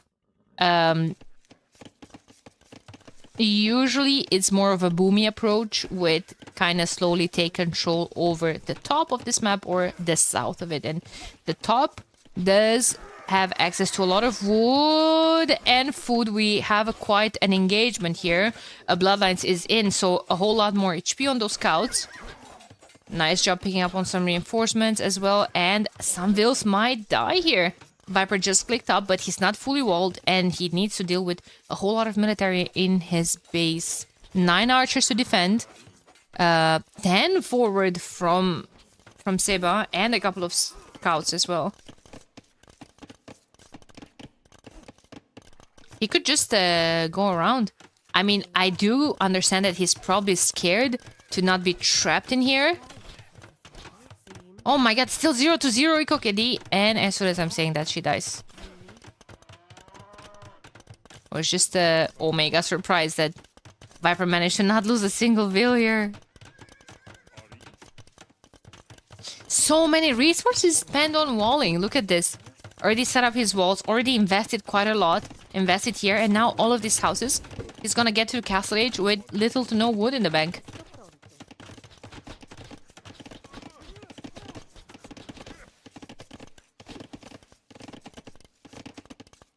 He might find all that wood line. But now he won't get a house. He has the Albert Hall as well. He won't get a house for a while. The Albert Hall gives you 25 extra pop space. Just kind of reminder, we might see more eco kills here. There's so many archers, guys. The crossbow timing will hit, technically. But in the same time, those archers will have to stay here and deal with all the aggression Seba's putting in his base. And they're not forward. They're not putting pressure on Seba's base.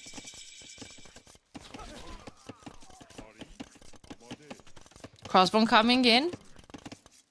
Botkin arrow will probably follow soon. No, he's actually adding knights instead.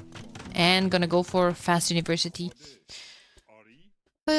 Seba is switching on to scrims, but that's not probably what he wants to do.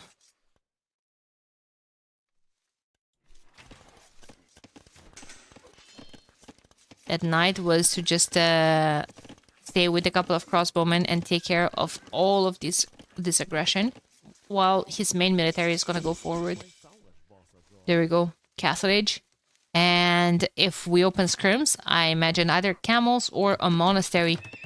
but it's going to be double stable and a couple of knights being added in. There's 2 ranges, 2 stables. It's a lot of production. And he's adding a second TC. We might see a third one here in the back with the stone. It's Persians after all. Great eco. Great farming setup. It's 19 on food versus only 7 for Viper. Even less now. But Viper, I guess, is going to go full crossbowman. Yeah, another range coming forward. Full crossbowman and possibly siege forward. Get the bonus versus Arch. So I think he'll be able to clear the Arch easily enough. I think so too. Yeah, like I was about to say that he's just putting another range down when you are playing versus a Civ that has good cavalry and even more so bonus on that cavalry against your archers. 21 crossbowmen. I don't know. There's scrims, there's knights. Knights have armor and bloodlines. Only +1 though. He's just shifting all of his scrims forward. Now, I think knights should go around, but knights are just actually going up to pick up on the reinforcements.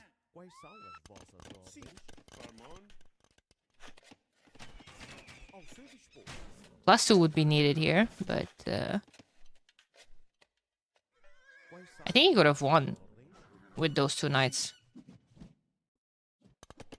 Viper Zico's ass has to go all in. Yeah. Then he needs a monastery against the knights, but it's so tough to add a monastery when the opponent has range units on the field and can snipe your monks.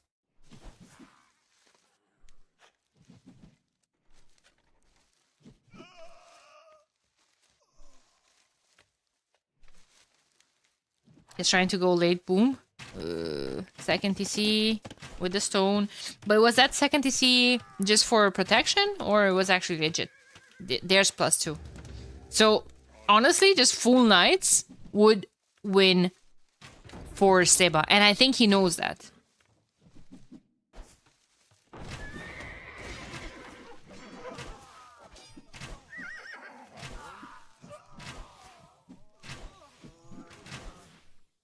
He's only producing knights, but he's sending them one by one, which I hate.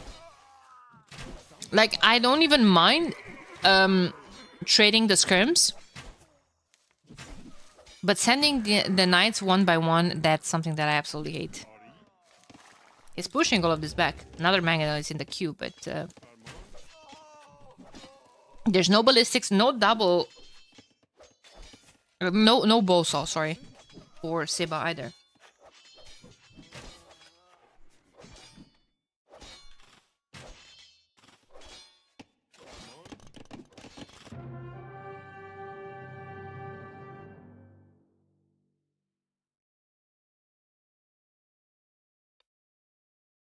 Yeah, I mean, there's not much else to say, right? Pretty straightforward. Good play from Seba. It was his home map. Could be the start of a reverse sweep. Could be. Damn, oh my god. Legit, that's how I feel when I'm saying something like, oh, I think the players should do this and that. I think there should be a castle on this hill. I think you should follow up a monastery. And as soon as I'm seeing them do that, I'm thinking to myself, damn, I'm so good. It rarely happens, but when it does.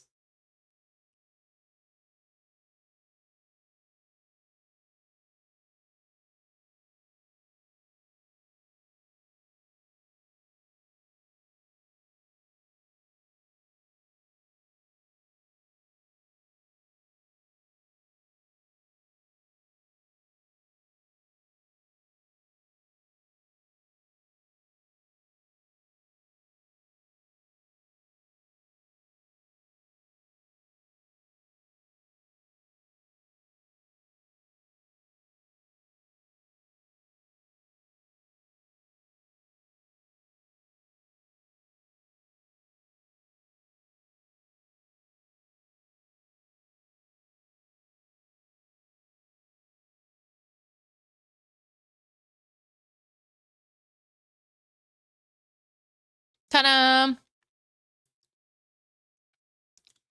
We actually had 2 more bands.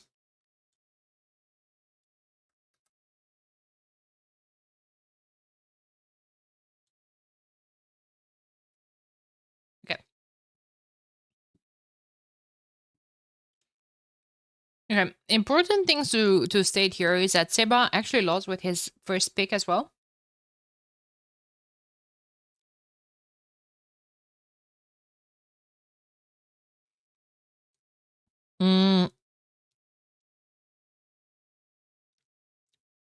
But Viper still has Italians there. Seba is left with his last 3 picks. Vikings, Italians on Loch Ness.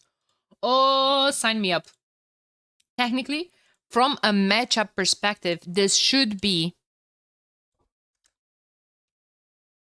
a locked game for Viper. Italians, honestly, top tier on hybrid maps. There's one of my favorite civs. Now, you know, Vikings, though, not too shabby. They're, you know, your to-go-to civ when it comes to water maps.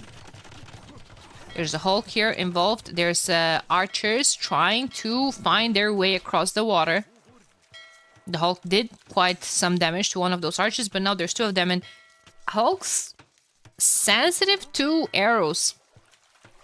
Aren't we all? Aren't we all? A Hulk of Seba's own as well. Good micro. He might be able to kill the fishing ship. Nope. He's going to try to commit, but the Hulk was there. And Viper's actually repairing them as well.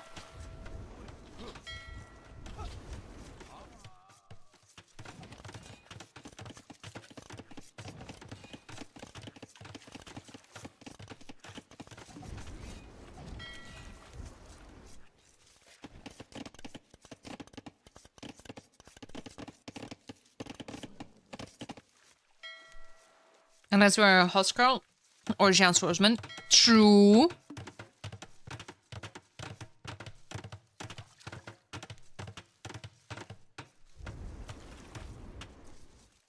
True. 2 dogs versus 2 dogs. Walls coming up from Viper. And Seba's just gonna go around. He's going to face a Grey Wolf. Nothing that 2 bows can't deal with.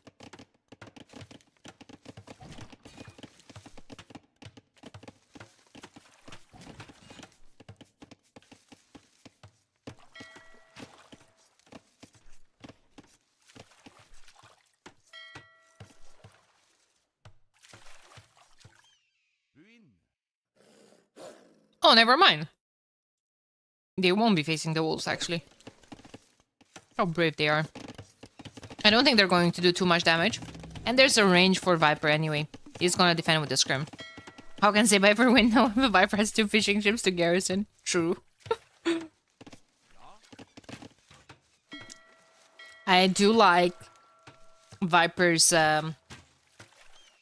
thinking that, oh, I'll add a fire galley against the dogs, but there's just too many Hulks. Seba needs to either add galleys or fire ships of his own. When you have galley in your comp, is way better, honestly, than the micro with Hulks and fires, because they're both close range ships. So they will struggle to get a good engagement against the Hulks. The Hulks are going to do a lot of damage to them regardless.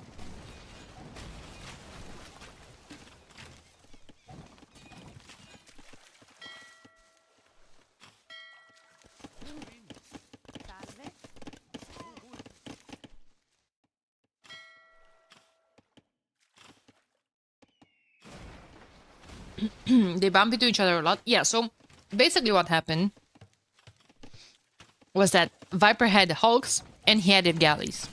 If you go by the, you know, rock, paper, scissors mentality, and you're trying to counter that, and you're already on Hulks yourself, the natural continuation would be to add fire ships, right? That counter to galleys. But then you're going to have a very tough time microing all of that, because technically you have to go with your fire ships past the opponent's hulks to attack the galleys. And that's rarely possible.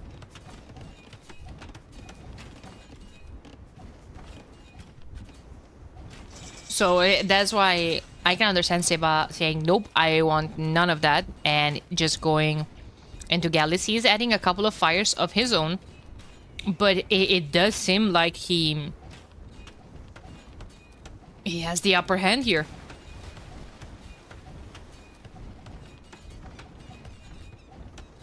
It feels like this is a bit of a tricky spot for Viper to be in. He's gonna lose his docks. Now he's going to boom on land. And he's actually opening a couple of Italian CA? Italian CA? Viper trying to go demos, now it's definitely over. Maybe misclick. Here comes second TC for Seba as well. Seba's eco is going to have a huge boost here with handcart already unlocked. Needs bowsaw, there it is, medium warship, even though he's actually convincingly winning water. I would prefer if he could maybe delay that for a bit. But then again, you don't know what the opponent is doing. He might be trying to come back on water. Seeing that, he's thinking about to check. Like, he sent his fire ships here. He's probably going to send the hulks this way. There we go. He's keeping an eye on the opponent coming back. There's no real reason for Viper to try to come back on water right now with the amount of navy that Seba has. So Viper will just sit back, add a 30C, and boom! Try to add a couple of land units, because he knows that his opponent investing this much into water won't have the eco to defend, or like the military to defend back at home. That lumber camp, should be somewhere closer to ATC. And why isn't Seba at least adding fish? He should. Definitely he should. He should add fish, and he should add fish lines. Fishing lines. Now, with handcart already in, I understand you wanting to add arms. That's fine as well.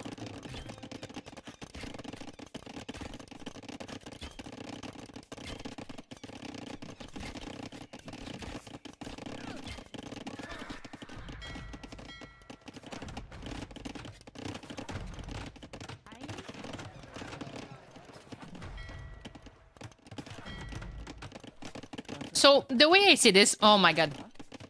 Okay. Seba is actually playing straight into what I was about to say.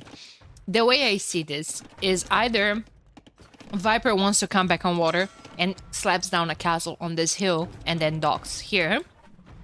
The docks, when he comes back onto water, need to be under the castle, and the castle needs to range the opponent's ships.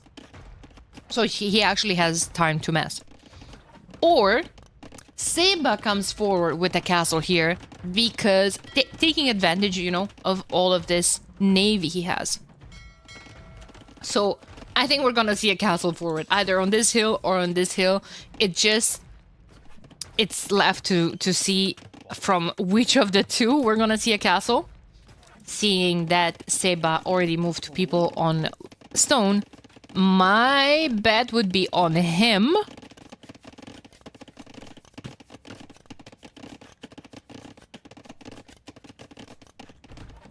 But let's see. There's also a siege workshop here in defense from Viper. Things could get a bit messy. You know, I wouldn't even mind Seba adding the stable and send two archers, two knights forward. Ooh, he's actually going to into archers crossbow coming in, and he's going to force reaction from Viper. I was saying that Seba moved on to stone, but he only has 4 vills.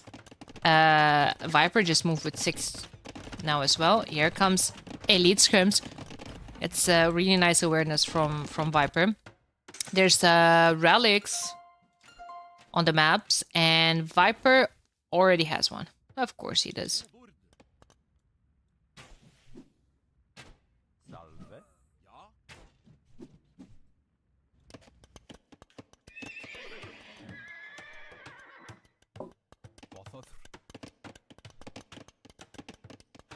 I'm so good.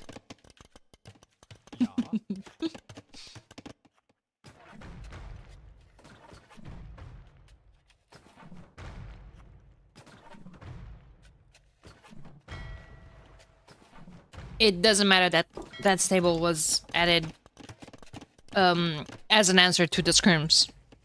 It doesn't matter. He still added the stable, which I said that it will happen, so I'm so good. Ballistics coming in. Resource collected in favor of Seba. Fish? No. Transport. Ooh. Transport? For the relic? Don't tell me it's for the relic. Just don't tell me it's for the relic. I won't believe you. I think it's for the monk to get... Don't tell me it's for the relic. Chat? Holy moly. I mean, Viper could convert this back. No way, dude. Yeah, it wasn't for the relic. That's gonna be converted. Seba's going up. Okay, castle. He sold a stone! He's not gonna throw it here? Do we think he's not gonna throw it there because of the Mangadil here from Viper?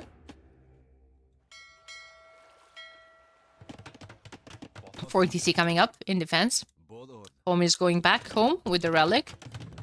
A lot more ranges for Viper, and he has the resources to click up soon as well.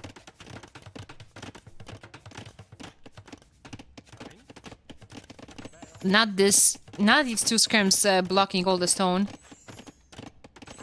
Okay, homies.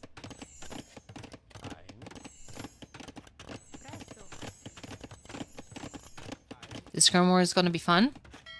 Yeah, but you know, scrims don't do that well against longboats. Ooh, I do love the stone walls, though.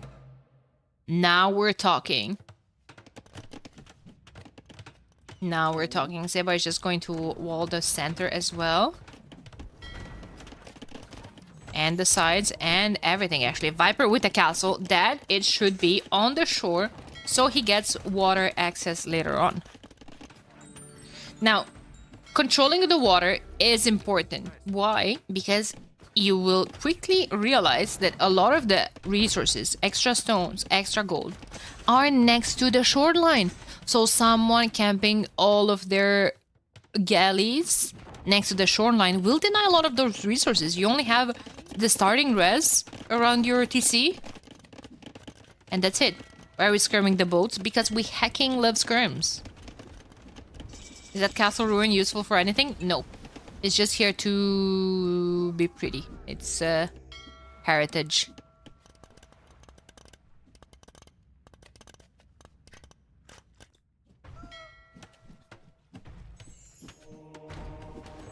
Oh my god, I thought he was sniped.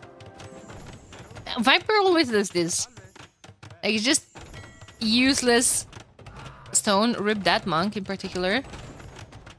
Viper always uses this. It puts down a castle and then changes his mind and moves it 3 tiles to the right. Interesting castle, though. What is it protecting? Elevation maxing. Right. Right. Chemistry coming in. Heavy worship. And then what? Well, then we're going to have... Also, I do hate that Seba is not going into longboats. He's scared of cannon galleons. He should be. But that castle here is not doing anything. Holy mother of upgrades from Viper.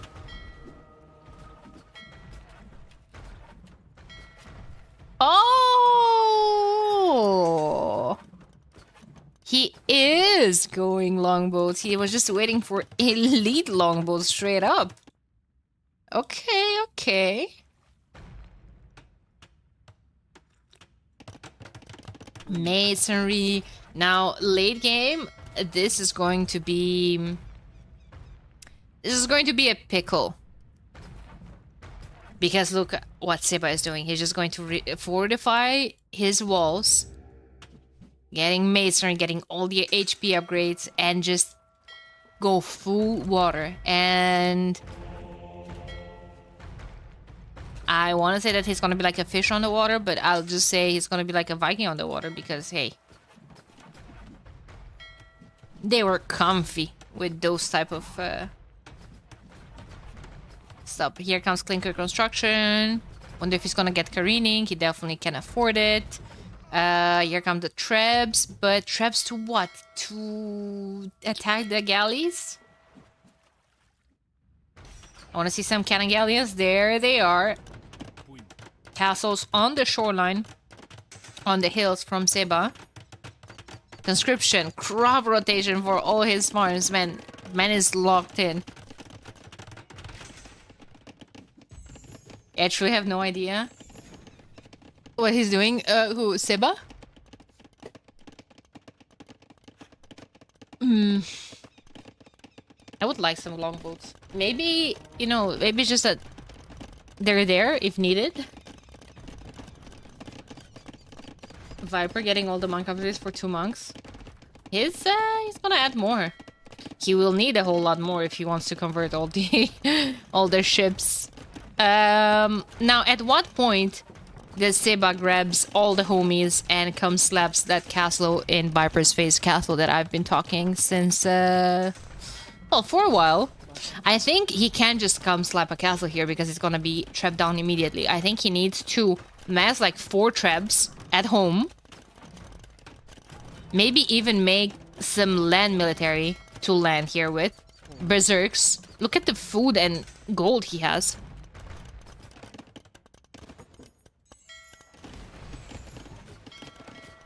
Viper is a full tunnel vision. Ooh, blacksmith, it's under siege. Yeah, so I think Seba needs to mass 20 elite berserks. Maybe not, just 20 full upgraded. Fully upgraded except elite.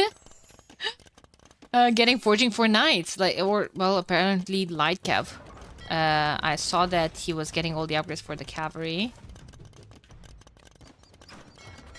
Elite cannon galleon is no joke. It has 15 range. I thought it's yeah, I thought it's 16 with siege engineers, but he doesn't. Ah, it was in the queue. Okay. I was like, wait, I thought he got it, but I did see it in the queue. He is using them. Yeah, he's dodgeballing against the bomber cannons. Yeah, so he did notice the siege workshop.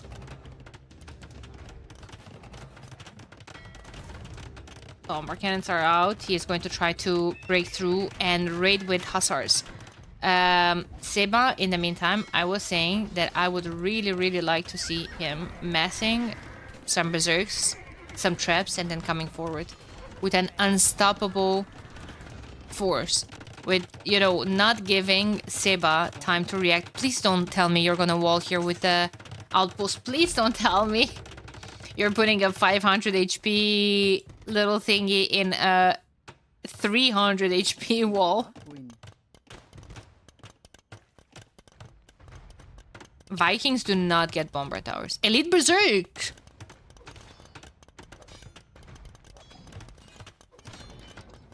They do not, no.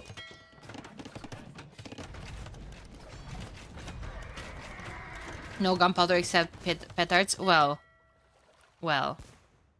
And, you know, tiny little bombs that you throw from a ship.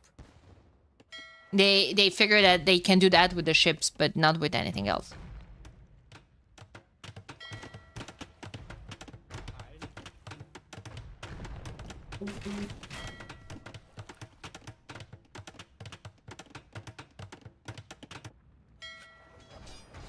Yo, Viper converted one. Lol. So nice. Holy mistake here. Good job from Seba, sending those random knights that he made in Castle Age. Here comes Hoardings. Less armor on the infantry.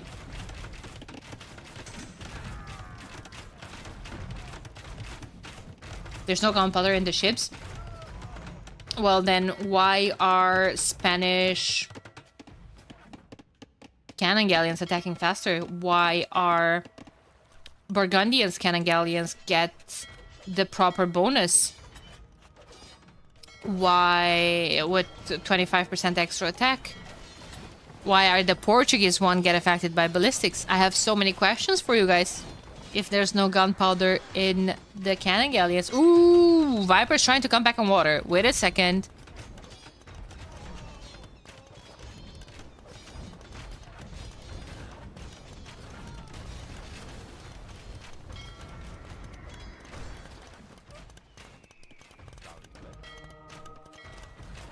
Rip the Monka. Stop asking smart question. I'm expecting smart answers. No kappa. Heavy warship and clicker construction coming in, but it's from the back dogs. Will this come in? It's 44%. Oh boy, here comes. Oh my god, little does he know. Ah no, it's safe. What is happening? Proper gaming's happening. Berserk's coming in. He needs devotion. Seba, that is. He did get it. Damn, I didn't notice. Rip dogs. Yeah. This is over. I don't want to say this is over, but this is over. I'm saying it. There's still no castle forward. There's no more relics for Viper either. He's heisting them like he's slowly dying. But he is finding the time to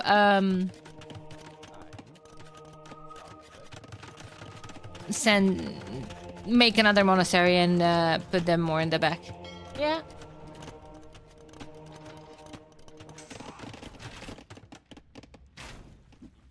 There's Arbalesters from Viper.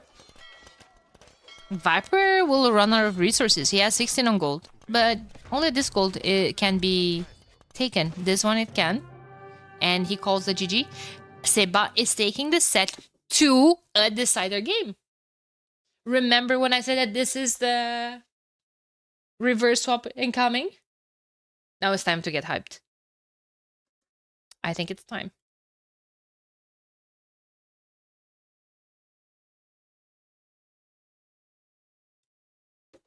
Seba got elite longboat and made exactly 0 longboats. Hey, hey, hey. That was research score purposes. Do you think 4K score ahead is just, you know, something that happens? What's the last map? Glad you asked. The last map is actually Handhold, and I was 100% convinced that Viper is going to use Portuguese there. Now, what he has left is Armenians and Cumans. In my opinion, too weak Sibs for that map.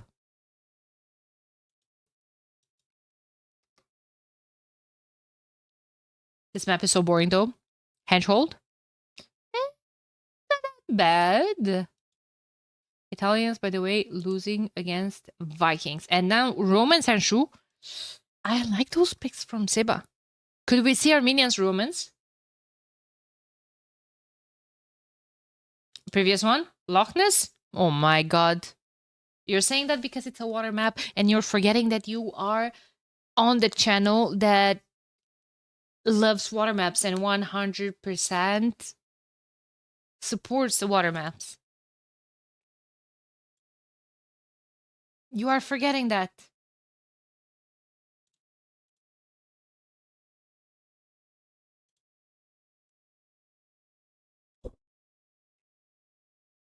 Persians won, by the way. They did. They did, thank you.